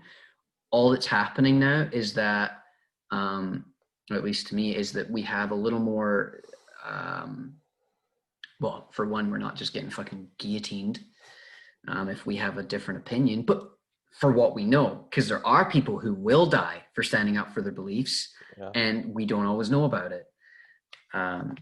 So there's that. But what I was going to say on the MLM thing, I realized something about the values and the system that they have in Yeah. place. Because, so I guess we're talking about this. So my name is Michael Boland, and I'm a victim of MLM. But so Amway, who's a part of Worldwide, I had a person that I used to work with, and he approached me to end up vet me to go through this vetting Yeah. process to see if Yeah. I was worthy of joining this fucking MLM scheme. And originally, when I joined it, it was like, man, like this is I need to be able to think like them to get to where I need to go. But then I took a step back the other day or the other week, and I was like, what is it that they uh, really truly value and focus on? Because they some of these big name guys like the guys like they would I'm telling you they would come out of on stage and the crowd would fucking just treat them like they were celebrities and gods. uh, and and it was kind of that way too, where those kind of things, once again, where I'm like, I'm not about that. I'm not about that. because it's like, look at how much these guys have helped so many people. And they use the word help over and over and over and over again. And I thought about how different, where they're like, oh, you don't want to be at your job. Like your job is this, your job is that. And that, like, you want to be doing this where you can help other people get rich, help Yeah. everyone else get rich. And it was like, well, um, what I don't quite understand. Oh, and so with, I guess, the guy above me, there's pressure. There is this underlying pressure where it's like, because remember all the stuff that I was buying. So once again, doesn't align with my values. Like Yeah. I live frugal. Like I like to be kind of frugal. I don't like just buying shit for no For the reason. sake of buying. Exactly. And I was buying like all these all these bars, all these energy drinks, all the like protein powder, like all this shit that was like some of it would just go to waste too. Yeah. And it wasn't even that healthy. It wasn't fruit and vegetables. It was chips, it was popcorn, it was energy drinks. And these guys, while they're standing up there, are drinking their own goddamn shit. Like it's energy drinks. It's not healthy regardless of what they tell you, it's not healthy. Like drink fucking water. If Amway can Yeah. sell water but even then it would be in bottles, and I don't Yeah. support Yeah. bottles either. So this is they're and telling you like, oh, like everyone who argues about Amway being a pyramid scheme. And Yeah. it's like, well, well, have you ever looked at how your job like it's the same way. Like if you take the system of your own job, it is like this. Yeah. You're at the bottom and the guys at the top, the CEOs at the top, we're at the bottom. Same thing works with the MLM, except in the MLM, you're paying a lot of money out of your own fucking pocket, just like for what? I like for what? So that you can make the guy above you more like so that you can make the guy above you a bigger paycheck. That was what it was about. And I remember even saying to him at the end of it, I'm not going to say like a name, like I like this Yeah. person. Yeah. He's a victim as well. And whether or not Yeah. he's still in the MLM, that's up to him. But he genuinely seems to believe that he's helping people. And that's That's the thing, heartbreaking. That's heartbreaking. Because helping people. yeah, you, from what you've made, from what you've talked about him in the past, he genuinely seems like a good guy who wants to do the right thing. Mm-hmm. But when you're in it, it's so far the opposite, or it feels to at least me. I'm very naive. I was, well, maybe not naive. I was anti MLM to begin with, Mm-hmm. a bit, I but was before, but this guy's also was also like a very very good salesman in like the top. Actually, I'll give you a little bit of his background. He was the first guy in Ledcore to hit 1,000 sales, and or first guy he did it in the fastest time. It was oh like wow, 9 months to hit 1,000 sales, and some people don't hit 1,000 sales for like 2 years. wow, So he studies very like dude, this guy like talk about self-help. He was always listening to audiobooks and reading self-help, but like all these things on how to get rich and how to be like get to the next level. And for him, that became like his lifestyle. He's always looking for it on how to maybe get bigger. maybe this is a book you send him after we're done. Yeah, I actually was thinking of texting him and being like, "Hey, dude, like, how are things?" Um, and just to have a conversation to see where his mind is at, and Yeah. just kind of maybe trying to open his mind a little more to seeing Yeah. like, "Yo, dude, like, look at what the MLM for what it truly is trying to do to you. It's not. They say it's not a job. It's a Yeah. fucking full-time job. More You're time, you're more than that.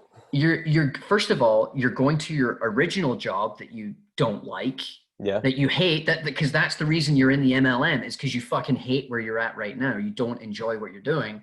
So then the MLM option comes up and they take advantage of those who are vulnerable and don't necessarily enjoy what they're doing right now, and then they'll pull you in, and yeah, it's like their values are so, because there's genuinely like good people in there. Like there are good people in there.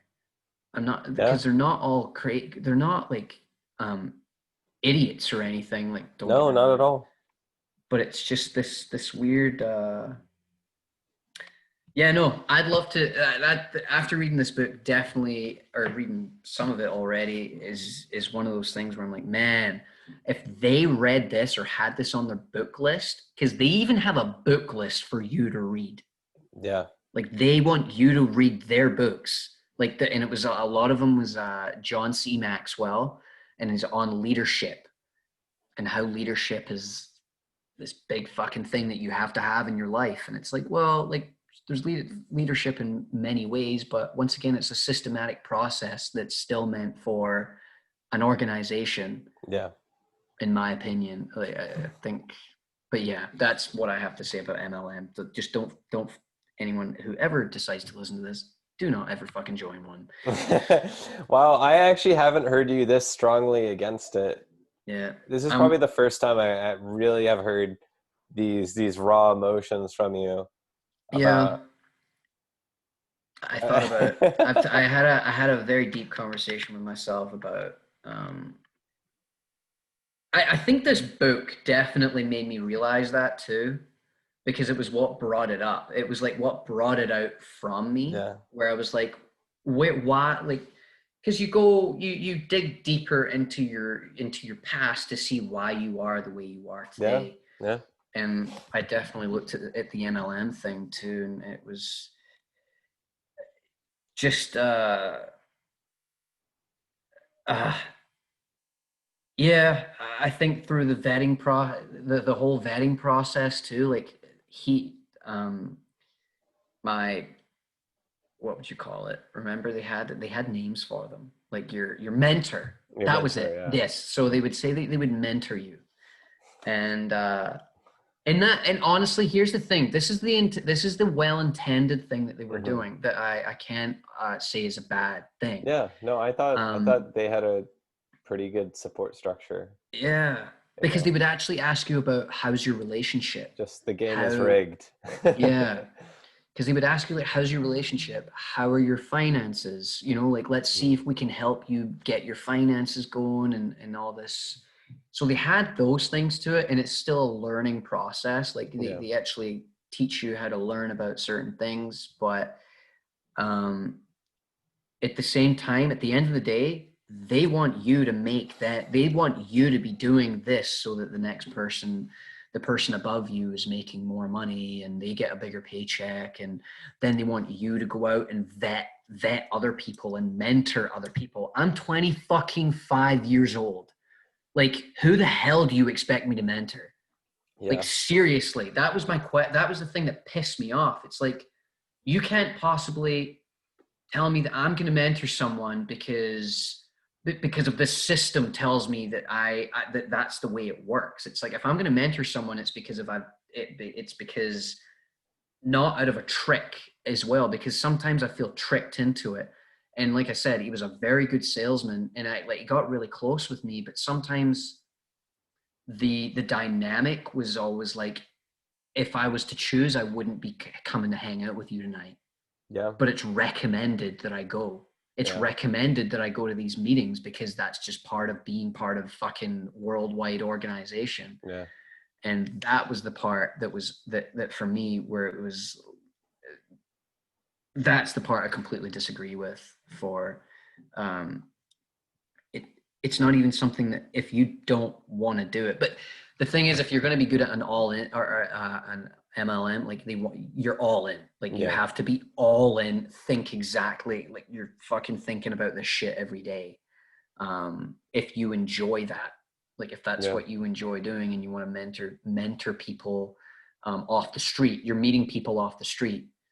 And it was like message every, but then you end up losing so many people, like losing, I didn't personally, but like I know for other people, like losing um relationships and going through garbage.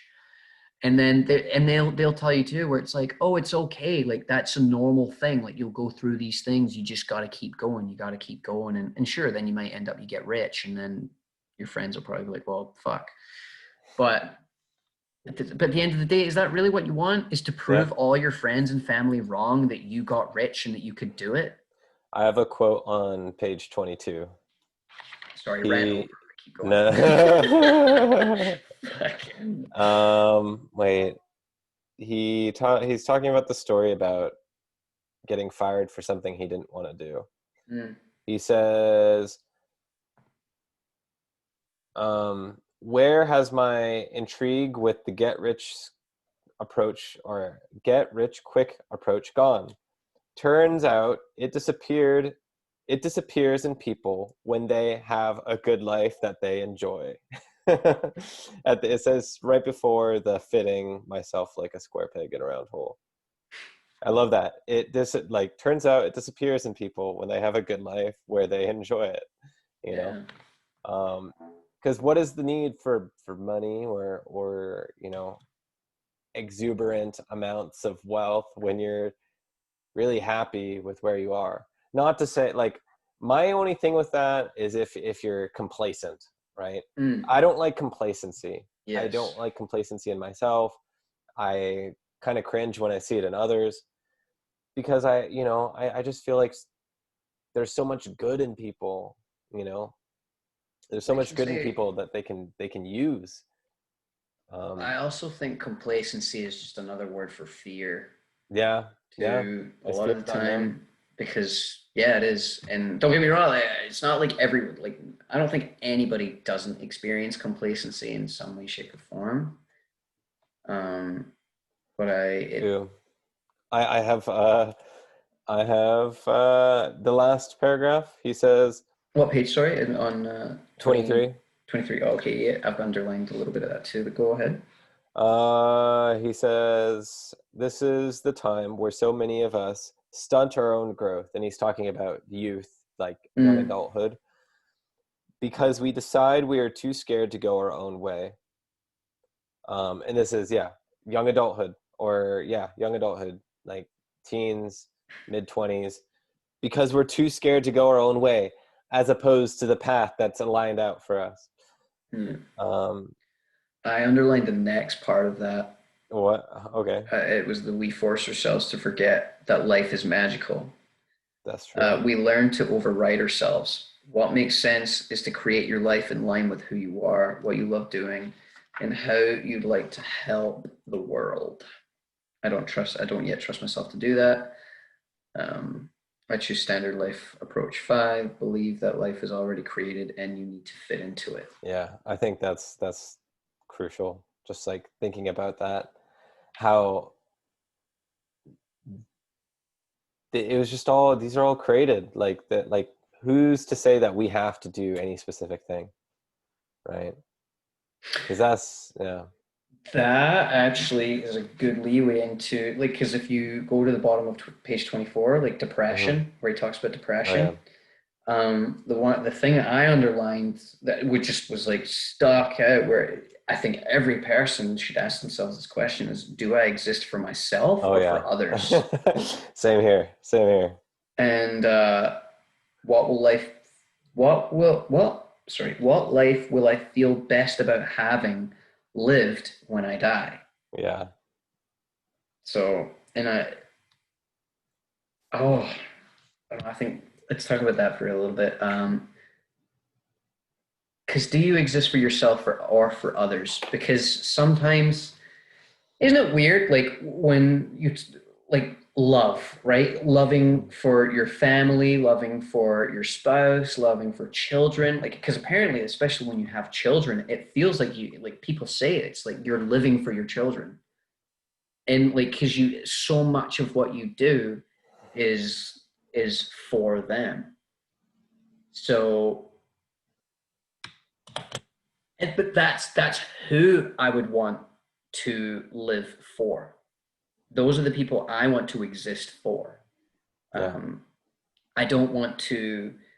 Well, I don't know. That's a deep question. What does that mean? He's because what is life for? I ask him. I'm wrestling with so much. Do I exist for myself or others? Should I be a social worker or an entrepreneur, a monk or a merchant?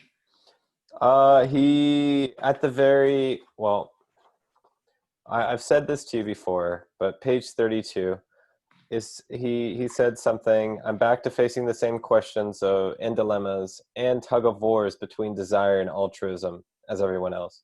You Okay. remember, altruism is the giving without wanting anything in return.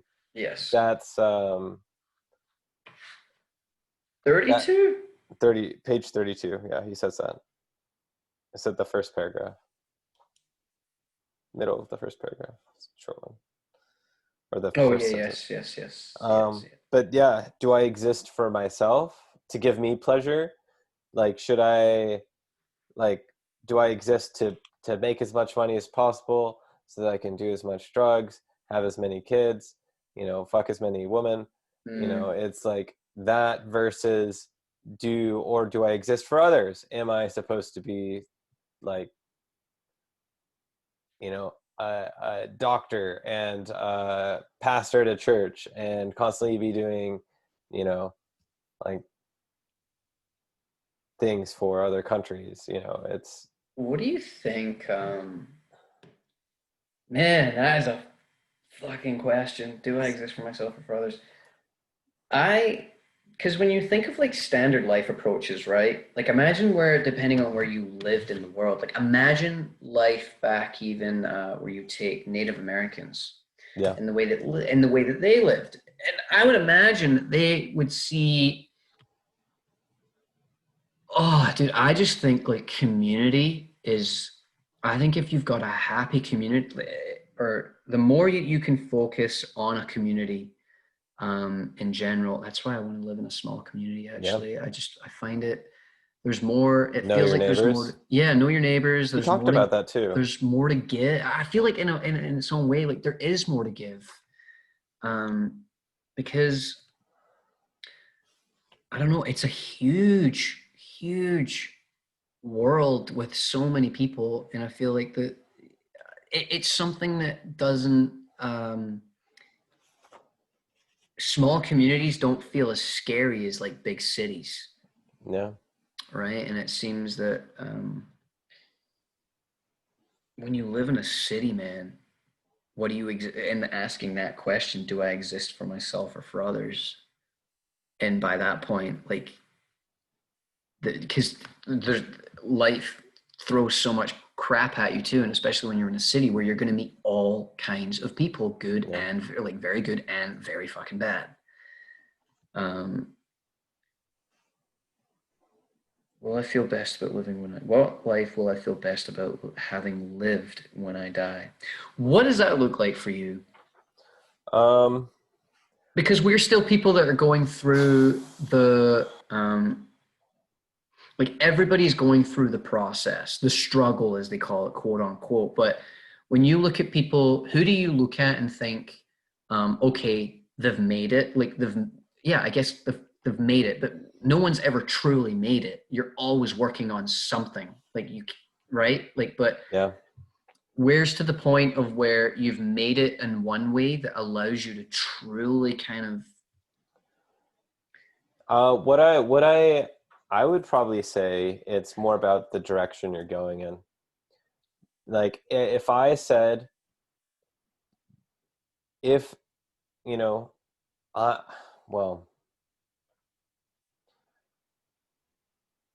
that every step I make is towards a better future of myself and others, right? mm, I won't not, I feel like if I were to die sometime in the next month or so, like I know that's morbid, but um it it's like I would be, if I were still existing or, a ghost or whatever, I'd be sad that mm, there was a lot of stuff wasn't able to do. me too, dude. But the thing is, I'm I glad you're would be honest about that happy too. I would be happy that I was moving in a direction that, the direction I was moving in, I'd be like, damn, that's satisfying right there. Mm, You know, like that I would say I've made it. With my mindset, I would have encountered more mountains, but made it was the mindset. It's you know, it's we're all going to die someday. That's what I love about stoicism, the philosophy, because they say, you know, the 20-year-old man and the 80-year-old man, they all, you know, if they were to die at the same, you know, like they all come from the same place and they all go to the same place. No matter how wealthy, no matter how poor, you will all go to the same place in the end. Mm. And I think that's deeply humbling. Like, yeah. So, I one of the things, it's, do I exist for myself or for others? Do you know what I've been feeling lately, especially that with that what? question? Because when you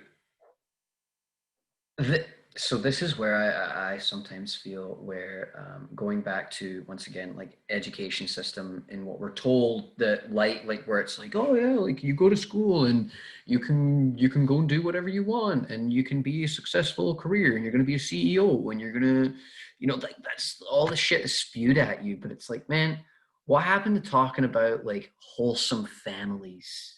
Yeah. Looking after kids that have, like, kids who unfortunately enough, their parents go through divorces and they don't know what the fuck to do with themselves. And then these schools are like, oh yeah, like we offer like programs and yada yada yada. And it's like, man, what kids are gonna reach out to these people like that? Like, Yeah.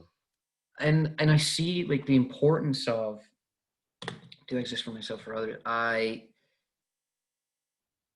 feel like when you go on a career path, you exist for yourself. Yeah. Like, and I feel, because now, like, I'm out here in Vancouver, I'm away from my family. Dude, I'm like twice removed from my entire family. Yeah. I've got all this family back in Scotland that I never see, because I can't afford to be spending $1,000 every time I want to go there. And plus fucking COVID's around right now. So why would I even bother with Yeah. that mess going on too? Like, I have just a very different opinion on, like a lot of the time, like families got their face in the news all the time. Yeah. And that for me is where I'm like, why? I feel frustrated that this has to even happen to your own family too. Um, and now all I want, man, like this is why I'm going the way I want, is like now with a promotion that's moving me, that can move me back to home with my family, where it's like, dude, I miss things that are so simple, like having dinner with my family. Yeah. Like No, I I miss treasure that. it. I miss that my mom does such a great job of it too. Like she makes delicious fucking meals. You could even Um, ask her to teach you. exactly. And Yeah. this is like, these are the things too. Like my dad, for example, I miss like the stuff that he can build too. Like, and the fact that the tools that I've been able to give to him, and how much, dude, all he ever talks about, like he loves the tools he's got after, like using Milwaukee Yeah. tools. He never used them before. And now he's in love with them. And it's like, man, That is a I, true gift. yeah. And I want to be able to go back where it's like my mom can make delicious meals. I want to be able to contribute to that.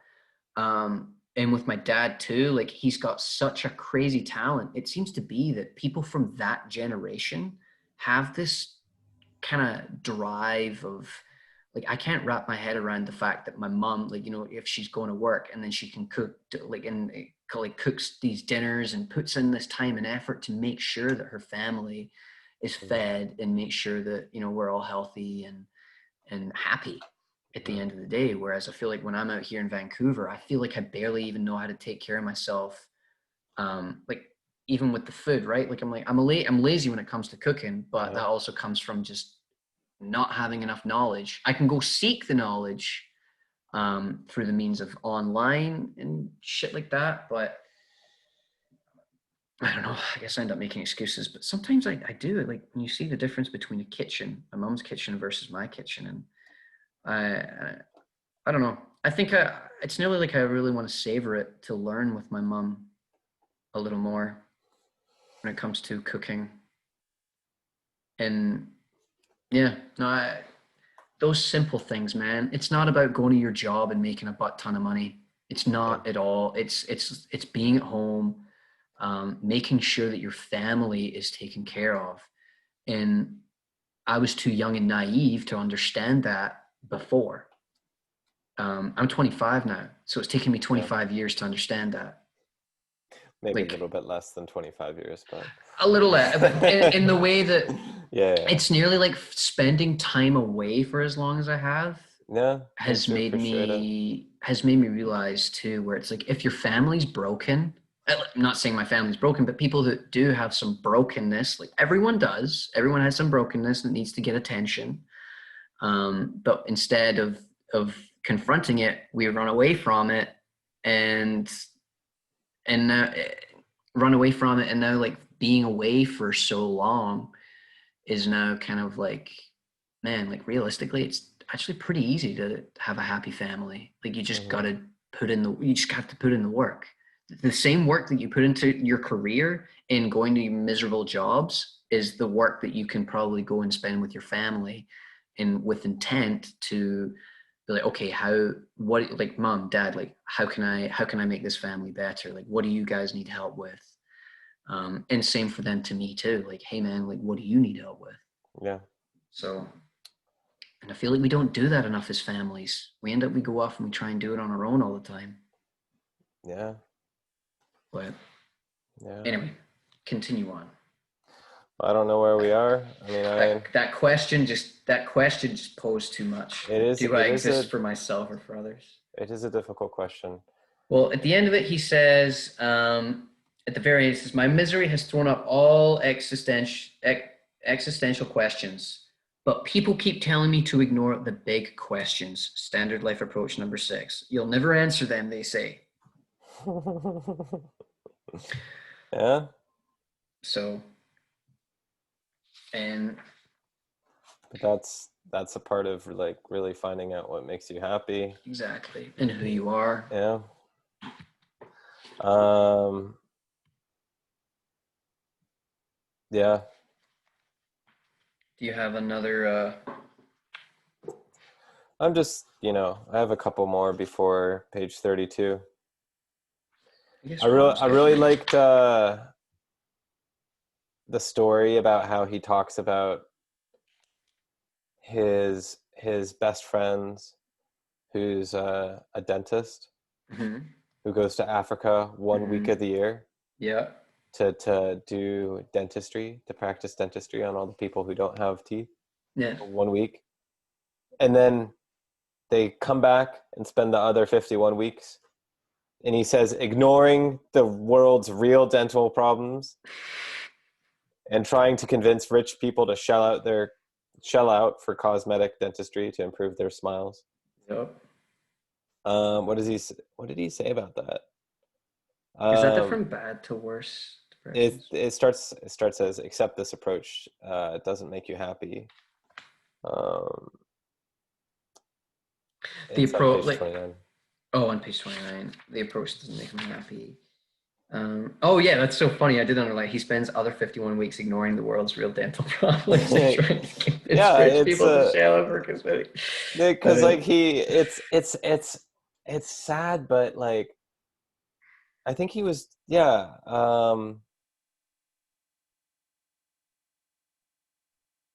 like, oh, I need to be a good person, so I need to do this thing. Um, do you think for the it's like dentist? he's like just throwing, like, that is not the embodiment of a good person. That's just it's a person who makes a lot of money. It's just doing a good deed once a year. I I I, also think I but it's think hard. too. I don't think I could ever do that. I could Yeah, ever. that's It's a lot more than I'm. Yeah, it, and that's the thing. Because if he's saying this about if that's a friend of his too, is that what he says? It was a yeah. friend. Best He friend. loves it. He gets to do that for only a week. He loves that, but he gets to do that for. So Oh, so he says he loves that, but he gets to do that for only a week. So why though? Why does he only get to do it for that's only a that's week? that's a good question. So that's the quest. That's probably Is it his um, choice?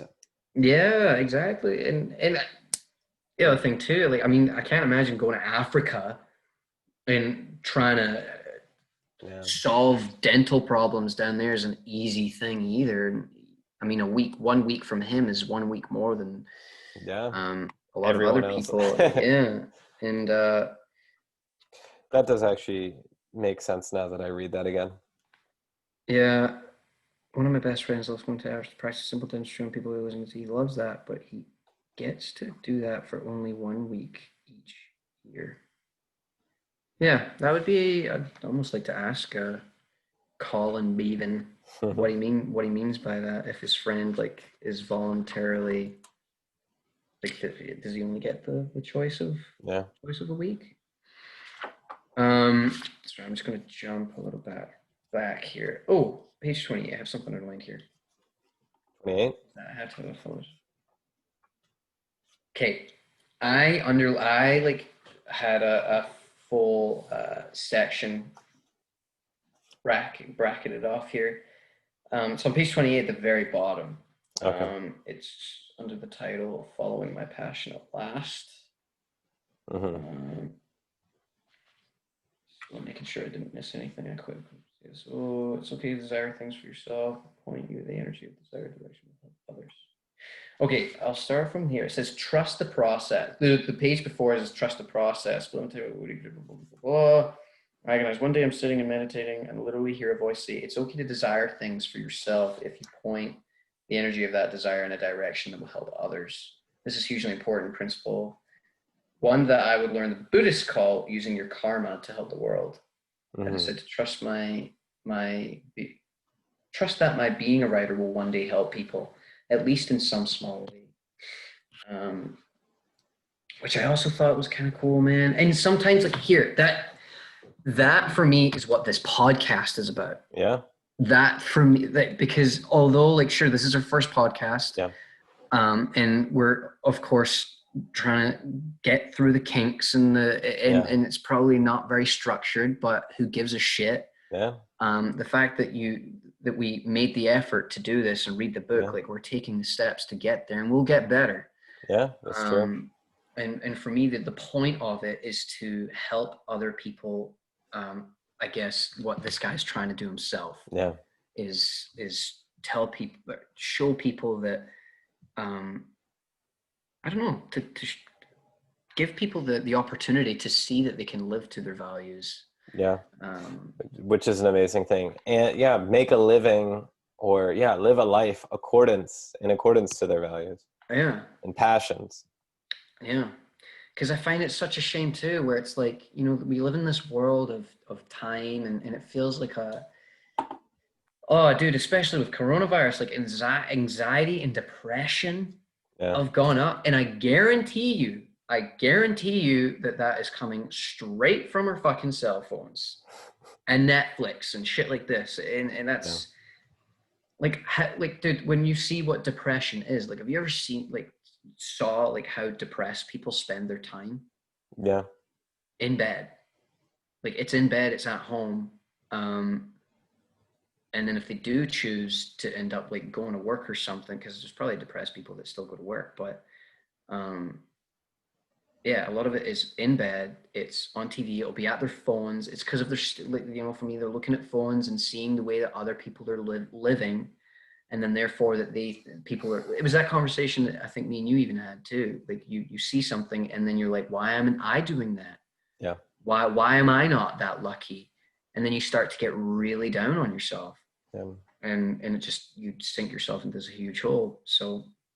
But anyway, this paragraph I highlighted here, it's the price of a good life. People keep telling me is that I have to follow standard life approach 9.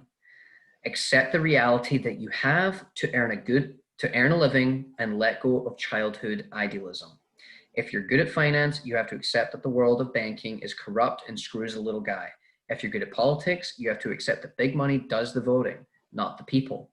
If you're a writer like me, you have to accept that most readers are really looking for a way to escape. It's just like television, except with an upturned nose. You can't buck the system. You are too small. You are too powerless. By the same logic, it does not matter if you drive gas-guzzling SUVs or buy clothes made by Bangladesh child laborers, because what's the difference? Because what difference what difference do your tiny purchasing decisions make anyway? What difference does your whole life make? You might as well do whatever makes you happy. Yeah. It's kind of accept the reality that you have to earn a living and let go of childhood idealism. Yeah. What is And that? well, he says at the very last paragraph of that little section, sooner or later we'll all have to realize that the idealism of youth is just that, idealism.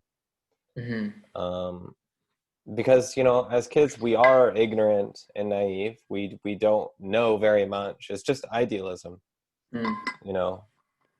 But that doesn't mean like I wouldn't say, I would say things like materialism, like the idea, yeah. What is it? Um, but it is that true, or is it that just a story we tell ourselves to justify choices we are not really happy with? Is rejecting idealism of youth just a way of closing our eyes to the violence of adulthood? Hmm. I don't know.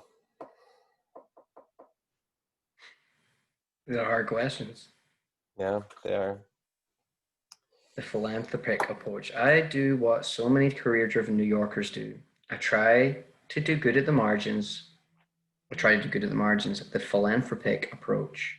Do whatever you need to do to earn money and then try to ameliorate the harm by giving some away. Doing bad to do good. I think that's interesting because uh, doing bad to do good, well, I think there's not really much of a definition here because what is he trying to define as bad? Yeah. Because is that Um, like, I think it was kind of how I viewed the story that of his friend. Um, like, oh, I have a six-figure job. I work a ton. I have, you know, six Porsches, you know, yada yada yada. But I donate to a charity. yeah, But I donate to a couple charities, you know. it's weird because if I think, what would change um, the way, like I guess, a really good mentality to have, like regardless of the job that you're working. It's a hard mentality to have because, especially when you don't support those things and you're like working at Starbucks. Yeah. Like giving people all these coffees and how bad it is for them. Like you're giving all these cups out. No one's using reusable cups. Um, and sorry, what did he just say? I try to do, and it's like a mindset of when you feel like you're in a position where you're helping people. So like a dentist, like that. Like we'll use the dentist example again. Where is he a dentist because it is a six-figure job, and it means that it allows him more time. But also, being a dentist, you got to work hard to be a dentist too.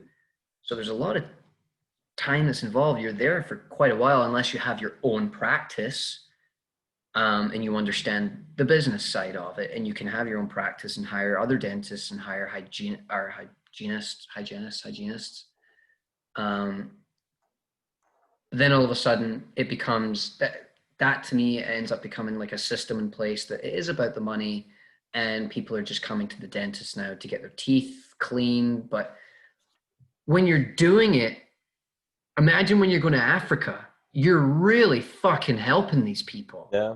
Like to the point because no one has cared for their teeth. They don't brush their teeth. So they're making sure that they're going to live longer so they don't get infections from doing that. And it's great. You're okay. We do that in North America too. Um, but it's weird because it just feels like it's on a different level. And because when you're a dentist and you're looking at the American person and you've got some shitty little kid coming in, and you're like, all right, like open your mouth and then yada, fucking hell, I Yeah. see my peg tooth still. But when you're looking at the kid, are you looking at them where you're like, okay, I need to help this kid because if I need to make sure that he, isn't going to get uh, holes in his teeth or what do they call them, fillings, or that I don't have to give him fillings, Cavities. and all this stuff. And I think even working with Milwaukee, Where when you're dealing with a customer and they're saying things, and rather than making it into a sale of like you're trying to like switch them from DeWalt to Yeah. Milwaukee, instead it's like, hey man, like what's your job so that I can hook you up with the right tool. And I Yeah. swear, like, it's not about, I don't care if you're using Milwaukee, DeWalt, Makita, whatever. It's about getting you on the best tool that Yeah. does the job for you. But that's not what goes through our, it's kind of Mm-hmm. taught in your thing, but at the end of the day, when even if the DeWalt tool is still better for them, you don't want to admit that because for you it's about, you were told it's about getting Milwaukee, it's about the Yeah. Yeah. platform, it's about this, and that to me is that to me would be the bad thing he was talking about, doing bad to do good. So when you're Yeah. a sale, I think that would come from being a salesman, because I don't think salespeople are always good people. I really Yeah. don't. No. Like we've all been in a moment where we've had to sell something of some kind, and I don't know, man. I don't go away from a sale thinking, yeah, I helped the person. No. Like, and that's the way I should be going. But I also don't know how to help the people, because if I don't know enough about the industry of when people come in and they're like, this is what I'm doing, and I'm like, dude, I don't know that job. All I know is Milwaukee's the best. Yeah. That's all I can do. So I think when you're a master of your industry and you can help people get to where they need to be, then great. But who knows if that person's going to be using those things for bad or good? They could be using the tools to break into a bank, right? Like, I know it's sorry, it's a little crazy off topic, but I'm trying to wrap my head around the philanthropic approach. Do whatever you need to do to earn the money, and then try to ameliorate the harm by giving some away, whatever that means. Maybe it's working 50, 60, or 70 hours a week. Disgusting. 70 hours, man. Disgusting. How do you have time for relationships when you're doing that? You don't. That to me is like you're just so money driven. Yeah. I don't. I.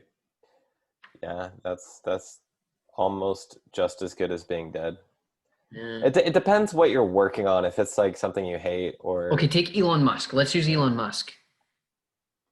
So Elon Musk is, I don't even think he works for the money anymore. He doesn't. Yeah. He wants to get to Mars. Like Yeah. that is his goal. He doesn't give a shit about the money. Um, but once again, do you think we need those kinds of people? Like, you can be as raw as you want, but in terms of needing Um. that drive, like, because what if governments were like, no, we're not putting money towards this, what if we had governments that were way more community focused, and it was like, no, we are not using billions of dollars to do this, like we have other problems on our own planet? What would he do? He would, I don't know. I Like, think the progress. He even talks about it. He's like this progress. You know. Um. I would say that it is progress. You know, it is important in its own right, but at what cost, right? mhm. I think that there is, some. So regardless of how good we treat the world, if the world, if the world continues to increase in population, like there's just no way we can sustain it. So finding alternatives to that, it's going to be hundreds and hundreds of years out, but finding alternatives to that, and that's just kind of, I guess, thinking about the future in a way. I don't know. The Mars thing. I think that We I don't think even look after our own planet enough. yeah, no, that's true. Ideally, that would be mission one. Yeah. But if that's another way of working. Fuck this planet. Let's just move to another one. Yeah. It's nuts because of it. I don't know. I read some article today actually, and it was talking about genes and all like the particles from our genes when you wash them, and how they're all like now it's like inner water, like it's Yeah. in the ocean. It's um, I feel like when you've got a man like Elon Musk, and it's like, man, you're focused on getting to Mars, which is really cool and it's really exciting and everything. Like, don't get me wrong, this stuff is really cool. But I do think where I'm like, man, it's those kinds of brains that you need that for when you take our oceans and developing some sort of um, I don't even know, but like in our water that can eat garbage. You know, like what kind of thing can you make to eat garbage in the ocean that but it seems to be whatever we make that's unnatural, like is always going to have um I don't know, it was like the moment we could start the moment we could start making plastic. I watched another documentary on that. It's from the same show actually, from the documentaries, and it was saying about how they ended up. They were able to make plastic, and then this is how we started to be able to do like anything now that just exists on this planet came from just because this one guy was able to discover how to make plastics and shape it because you could shape it into anything. Yeah. So What series is that? Is that I want to say it's like History 101 or something okay? like that on Sure. Netflix. I'll probably end up messaging you about it, and if I Let's can remember. let's finish up the book, or not the book, but the first little Yeah, yeah, part. no problemo. Um, I have one little thing underlined here. I could say yeah, it's I only have one other. It's page 30, and then it's at the very, very end because I don't really have much underlined after that. But Yeah. um, it's a surprising result of No Impact Man is that I learn that we don't have to deprive ourselves for the sake of the world. It is not about wanting things. Instead, we simply have to learn to want the things that actually make us happy. Hmm. It's not That's good. about suppressing our desire, but nurturing our wisdom. I like that. I actually had that underlined. Not about Yeah. suppressing our desire, but nurturing our wisdom. Mm-hmm. That is so true because we believe that we need things. We believe that, that we believe um, that we need things to make us happy. Like Xbox and video games and Yeah, yeah, yeah, yeah, exactly. I'm trying to, take a hard look at that, you know, look, looking around and seeing, uh, yeah, whenever I see, like, well, whenever my dad in the past has ever bought a new TV, it's like, do we need one do we though? need one? Like, what's going to happen to that old TV? Let's Stuff like take a that. let's do you have anything what else do you have underlined? Because Um, let's mention I guess what we have and then we'll talk about this as like our last little topic and we can yeah. wrap up. Um, well, let's see. The last little paragraphs on page 32. Finding that path is the purpose of this book. It doesn't start by concentrating on the problems. It starts by looking at the goals, the Hmm. aspirations, the things we could be. It doesn't start by worrying about how much less harm we should be doing, but how much more good. I thought that was a cool mind frame Yeah, switch. it's a powerful statement. But And then he also imagine says, oh, go ahead, you go. he also says, what do you have to give the world? Are you ready to insist on giving on your gifts? For me, my gift is my voice, but that isn't for everyone. Each of us must find our own path. Slowly, slowly, slowly, I've come to find my place in this world. Moment by moment, my life mission reveals itself. I hope this book helps you to find yours. And I just wrote, what is my gift? Or, Hmm. like as a prompt. Yeah. Isn't it? I thought that thing you just said there, finding that path is the purpose of this book. Yeah. Um, imagine conversations. So maybe that could be a goal for even ourselves too, where it's like finding path. It doesn't start by concentrating on the problems because I'm good at that. I'm good at concentrating on problems. Hmm. Um, I hate admitting it because um, it's nearly like a I don't know, when you're like when you focus more on a problem, it makes you feel a little more like you start leaning to like towards like a narcissistic Yeah, style that's of true. thinking. And I guess, sorry. Yeah, it doesn't start by worrying about how much less harm we should be doing, but how much more good. I think that how much so I guess that would kind of pose the question too, how much more good? Sorry, I'm just writing that down. How much more good? Hmm.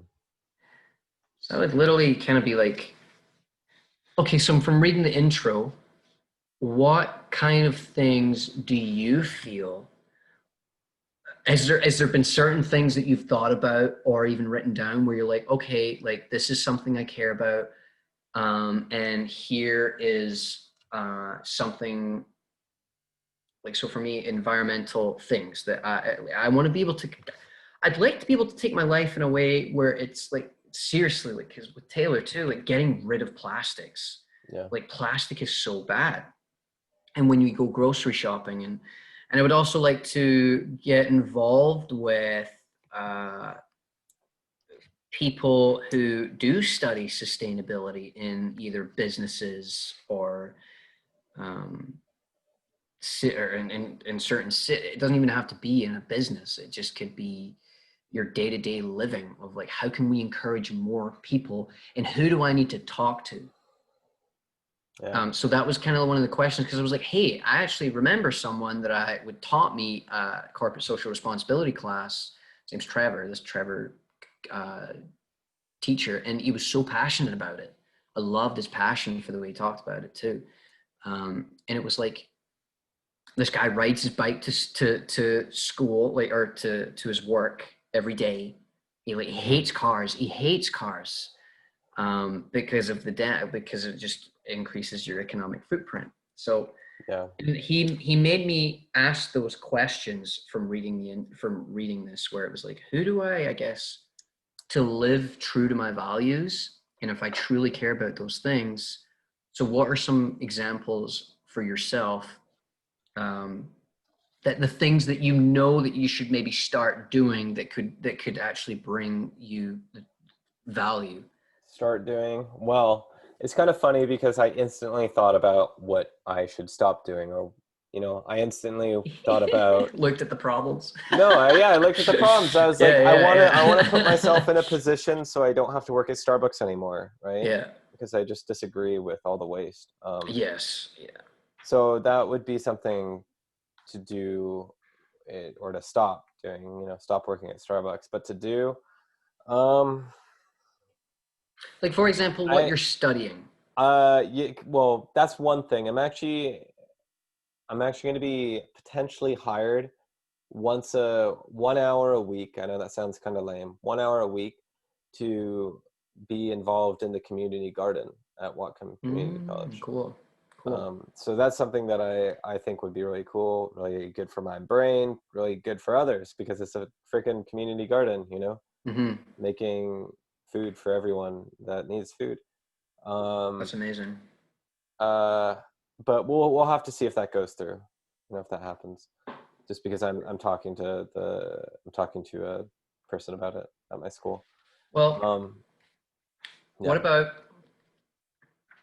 because I was thinking like your job, yeah, like my job, your job. What to you, because realistically, I asked my dad this where I was like, I'm not happy at my job. And the thing is when you like a job is generally, if you're calling something your job, like, even when people say like, oh, I love my job, I love yeah, my job. Realistically, you want to live uh, your job or your career as a lifestyle because yeah, that lifestyle becomes um, values that you align with like in your personal life a lot of the time too, because if like imagine your lifestyle was like including your family in a lot of what you do, like your children, and if it's things that you support, like certain um whether if it's, oh, it can be so many different things, where if it's something to do with the something in schools, changing something in schools that needs to be changed and that could be better for children and the community. Or it can be a garbage program, like there's something I heard, it was either in Japan or the government, they'll pay homeless people to pick up garbage, Yeah, yeah. to make sure your city's clean. Simple things like that. And I always wonder, what would you want to do as a lifestyle that also means that at the end of the day you can still come home and eat and be Yeah. with family? Like, what, rather than going to a job and a career, because I feel like if you can get that work, because the work life balance thing, like imagine if it was like you were really passionate about what you do, and it feels like you're making a difference, like you would want to include your family in that. Something that I've thought about, like this would be ideal, but ideal dream scenario Mm-hmm. is in the US, insurance companies oftentimes screw over the person, the patient, Yeah. because certain doctors only allow themselves to get paid on certain plans.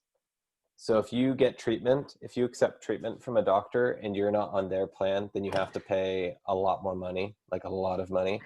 Mm-hmm. I ideally, it would be a dream of mine to be like a doctor, but accept all plans, or kind of be a free agent where it's not like I don't go by plans, or I just accept all the insurance plans.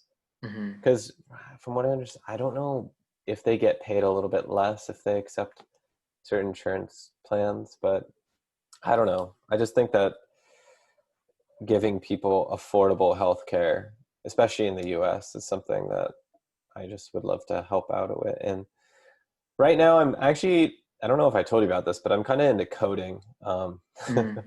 I'd love to be able to, because I actually find that really fun. Yeah. I'd love to be able to do that and make something positive of it. I'm actually working with um, programming language that helps with statistic probabilities, or you can make statistical algorithms and stuff like that that could benefit like global warming. Help you decide what to do. Mm. You find you have these results, and you're like, what can I do now? So you make. Yeah, I find that really fascinating. Cool, man. That sounds cool. I'm hoping to Yeah. What are your next steps after Milwaukee? Do you think you're gonna you just that like the world's your oyster? I know that sounds cliche, but I I've thought about, for one, I heard Jordan Peterson say something like this, and I think this is the most important thing, is how can you go make big changes, and how can you go out and change the world when you haven't even cleaned your room? oh yeah, Um, and not to say that my room's dirty or anything, but it's just it's an analogy that to me means when you're going out and you're trying to make massive impacts on the world, and it's like, like, for example, look at Donald Trump's rule. He doesn't have his when you see the kind of family that he came from and the crap that's kind of going on in there, like that follows. Like you're an example to America, of, I don't know, if you have broken families and broken friendships, like that's going dude. to. If aliens come and see Donald Trump, he's a to the world, dude. To the world, the aliens will blow us up in a second. Is this one of your leaders? What the fuck are you Mm-hmm, doing? mm-hmm. Zoom. Same with Vladimir, dude. I feel like we'll just look at Russia, China, and the US, and we're all gonna die. Oh, geez. Yeah, So that's. I know Canada, excuse me, Canada, they would probably love, Yeah. because they'd be like, oh, like look at these people, like they all say like sorry, sorry, all the Yes. fucking time. Yeah. But yeah, my next steps, man. I think once I'm back in Alberta here, um, to really kind of focus on, I want to focus on my family more. Mhm. Um, I know Taylor will make fun of me right now, which is okay. But when we go back, where it's like, well, what do you think you're going to be doing when you're back? because of right now just living in Vancouver. It's going out isn't really that fun. Like going out, and then on top of that, you don't want to go out buying from restaurants all the time because it's Yeah. expensive, and you want to make sure that you're good for your long term. And living frugally, I don't go out buying clothes. Like you can go to the beach, but I'm not a huge fan of being around so many people, and you got to pay for parking everywhere in Yeah. Vancouver. So like at Vancouver least, is miserable. Holy cow. yeah, it's a busy city, and I've even heard like people talk about LA. Like they'll talk about Los Angeles, and they're like, "Fucking, I wanted to get out of the city." I want to move out. Yeah. Yeah, and I don't want to be in the city of Vancouver. It's a gorgeous city to come visit, but I want to go where my parents are because of at least the moment. See, when I'm home, man, like I can FaceTime my parents, but it's not the same as being like, "What are you guys up to right now?" And it's like, "Oh, well, we're having dinner. Do you want to come?" Yeah. And then being like, "Absolutely, dad, yo, dad, like, what are you working on right now? Like, can I help?" Yeah. Yeah. Right? Like, I can't do that while I'm That's here. so nice. Yeah. Yeah. Last So, night I had dinner with my parents, and I felt very lucky. yeah, Yeah. it's Yeah. awesome. And then they'll give you, like, if they're drinking wine, Yeah. drink some Except, wine with them. except I am on a hiatus from drinking all That's right. alcohol. That's right. Yeah. Yeah, Uh, I'd like to do the same. yeah. It's well, if you want to do it with me, I'm gonna drink again in about 5 months. Five 5 months? months time. What are we waiting for? What day? Let's see. Oh my God, dude. That's even going through Christmas. Oh yeah. Oh yeah. Okay, tell you what. March is when I'll be drinking again. Um, how's about You could always limit it to like a Saturday or something. And not that you do drink anything more than that's that. the thing. I'm not like a crazy drinker anyway either. I guess it doesn't really matter then for Yeah, like you. I'll have me and Taylor were drinking wine last night, but um I just the way I see it with like certain people, the way that they might drink, it's like the binging. Oh It's yeah. the binge drinking that I can't get over, but I'll go through. I have a little bit of fun with like because especially with Taylor and being in BC, and sometimes like it's a nice thing to see like going to a winery, Yeah. and it's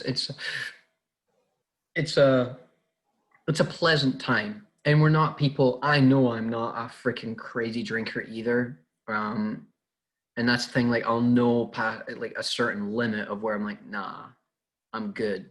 Like people have difficulty saying that. I guess that's what alcoholism is when you can't say I'm good. But yeah, no, I think what I could do though is why don't we see if I can make a goal here to not drink. Tell you what, I'm going camping. I could maybe make a pact here to not drink till my birthday, which is October 12th, or till that weekend, that camping weekend. Yeah, don't not drink at at a camping trip. You have to drink when you go camping. Yeah, well, not have to, but I definitely think it would it would be an Well, enjoyable time. if it's a challenge for you, you know, I'll probably text about it off yeah, this. yeah. Just because I know Um, Taylor will be like, no, well, our maybe glasses of because wine. yeah, because most times because some yeah, and we have our movie nights and we'll have like some wine. And I like trying new wines too. Yeah, I I love love trying new wines. trying wine is so fun. Yeah, because I don't abuse it. That's the thing. I know I Yeah, don't abuse it. So, but anyways, first yeah, session of podcasting, yeah. and Let's see how long this will take to upload. It's like it's how like two and a long? half. It's two and a Two half and a half hours. hours. Yeah, Yeah. we can even. Well, I don't know. As time goes by, we're gonna get better at this Yeah. because I know we're all over the place. So we should even for our next thing, we know how long it just took us to kind of go through 30 32, pages. 30 pages, and also because there's things in between. Yeah. So even before we could come up with like specific topics to talk about Yeah. throughout the book and highlight, I guess before be like, okay, here's a topic, here's a topic, here's a topic. Let's talk about these, and then we'll either move on. But that's all it is. We'll just start developing some systems for ourselves, and hopefully. Also, I'd like to say too, like the reason that let's talk about a reason why we're doing this real quick. Like, what to you is our reason of doing this? Why don't you go first? What is So your you can reason? steal my answer. I'm just kidding. No. My reason is because I have I've seen the impacts of what I guess people's podcasting can do. Like I watch a lot of Joe Rogan. I like Joe Rogan himself, but a lot of the time I watch Joe Rogan to listen to other people, to hear like their experiences. And I felt like doing a podcast that talks about real, I guess, issues that are important to I guess to myself, and I think issues that are also important for everyone else. Although people might not see it that way, and if they don't, then whatever. You guess you don't have to watch, but um, and to be able to connect with other people who feel the same way about Yeah. certain topics, because if they know something that I might not, um, on a certain topic, or they might disagree or something, then it's like, hey man, like I want to talk about this stuff. I want to learn about more stuff that I don't already know about. And I think it would be a cool thing that just from these topics, if there's other people it doesn't even take like a million people. Like all it can take is one person Yeah. that can also make the difference in my life, your life. And I want to be able to, I guess, take that to the next level. And you got to start somewhere. Yeah. And I think this is, and to do it with like my best friend too is absolutely like, I think that's the coolest way to do it. So, Yeah. that's kind of like a big reason for me. Yeah. For doing the podcast, I would say my reasons, I think having something saved, some Documents. manuscript saved. This is a video, video audio format. But I something to look back on, to see that growth, that progress. Yeah. I think that's super important, just to see where you were, because life changes. It can change fast, it can change slow, but sometimes change goes unnoticed. Yeah. And Absolutely, I agree. Yeah, and I don't know. I think that's very important to reflect on the change. And I also would love to hear other people's perspectives. I know some people can get quite, take it quite personally, their perspective. But I just I like that this is kind of an open, safe space for even us to disagree on certain issues. Absolutely. I want to, this life isn't, it's not, there's no standard approach. There's no standard approach that's a one size fits all. And I'm searching for, I guess, my own individual life approach, individualized, customized, And that's what we should all be trying to follow. Encouraging that in others too. Yeah, standardize your own life approach. Yeah, make your own life approach. Very, very difficult for all of us to do, especially depending on where you live. So the fact that living in North America, where we can have those opportunities to, well, have these conversations too. Because imagine having these conversations and you live in a place like North Korea. You just get fucking No. you couldn't you literally couldn't. That's a sad thought. That's a sad thought. We're lucky to be thinking about these things, but it's hard. you know. Yeah. But then that also makes it our responsibility to help those who are in those positions, you know. Yeah. That's what I believe. I believe that if we have the, you know, if we have the ability to do these things, we have to help other people get to our level. Yeah. Yeah. Well, dude, I guess we'll Yep. wrap it up and we'll I hope the recording offline. saves. Yeah, yeah, and then offline we can talk about where we want to be or get to Yeah. next for Perfect. next conversation, then chapter Well, nice of the chatting with book you, Michael. of book and our lives. Yes, yes, So, absolutely. yeah, you too, man. I really enjoyed this, so I can't Yeah, wait for the next one. sweet. Talk to you later, Already man. did. Yeah, talk to you later. See you, Cam. Bye. Bye.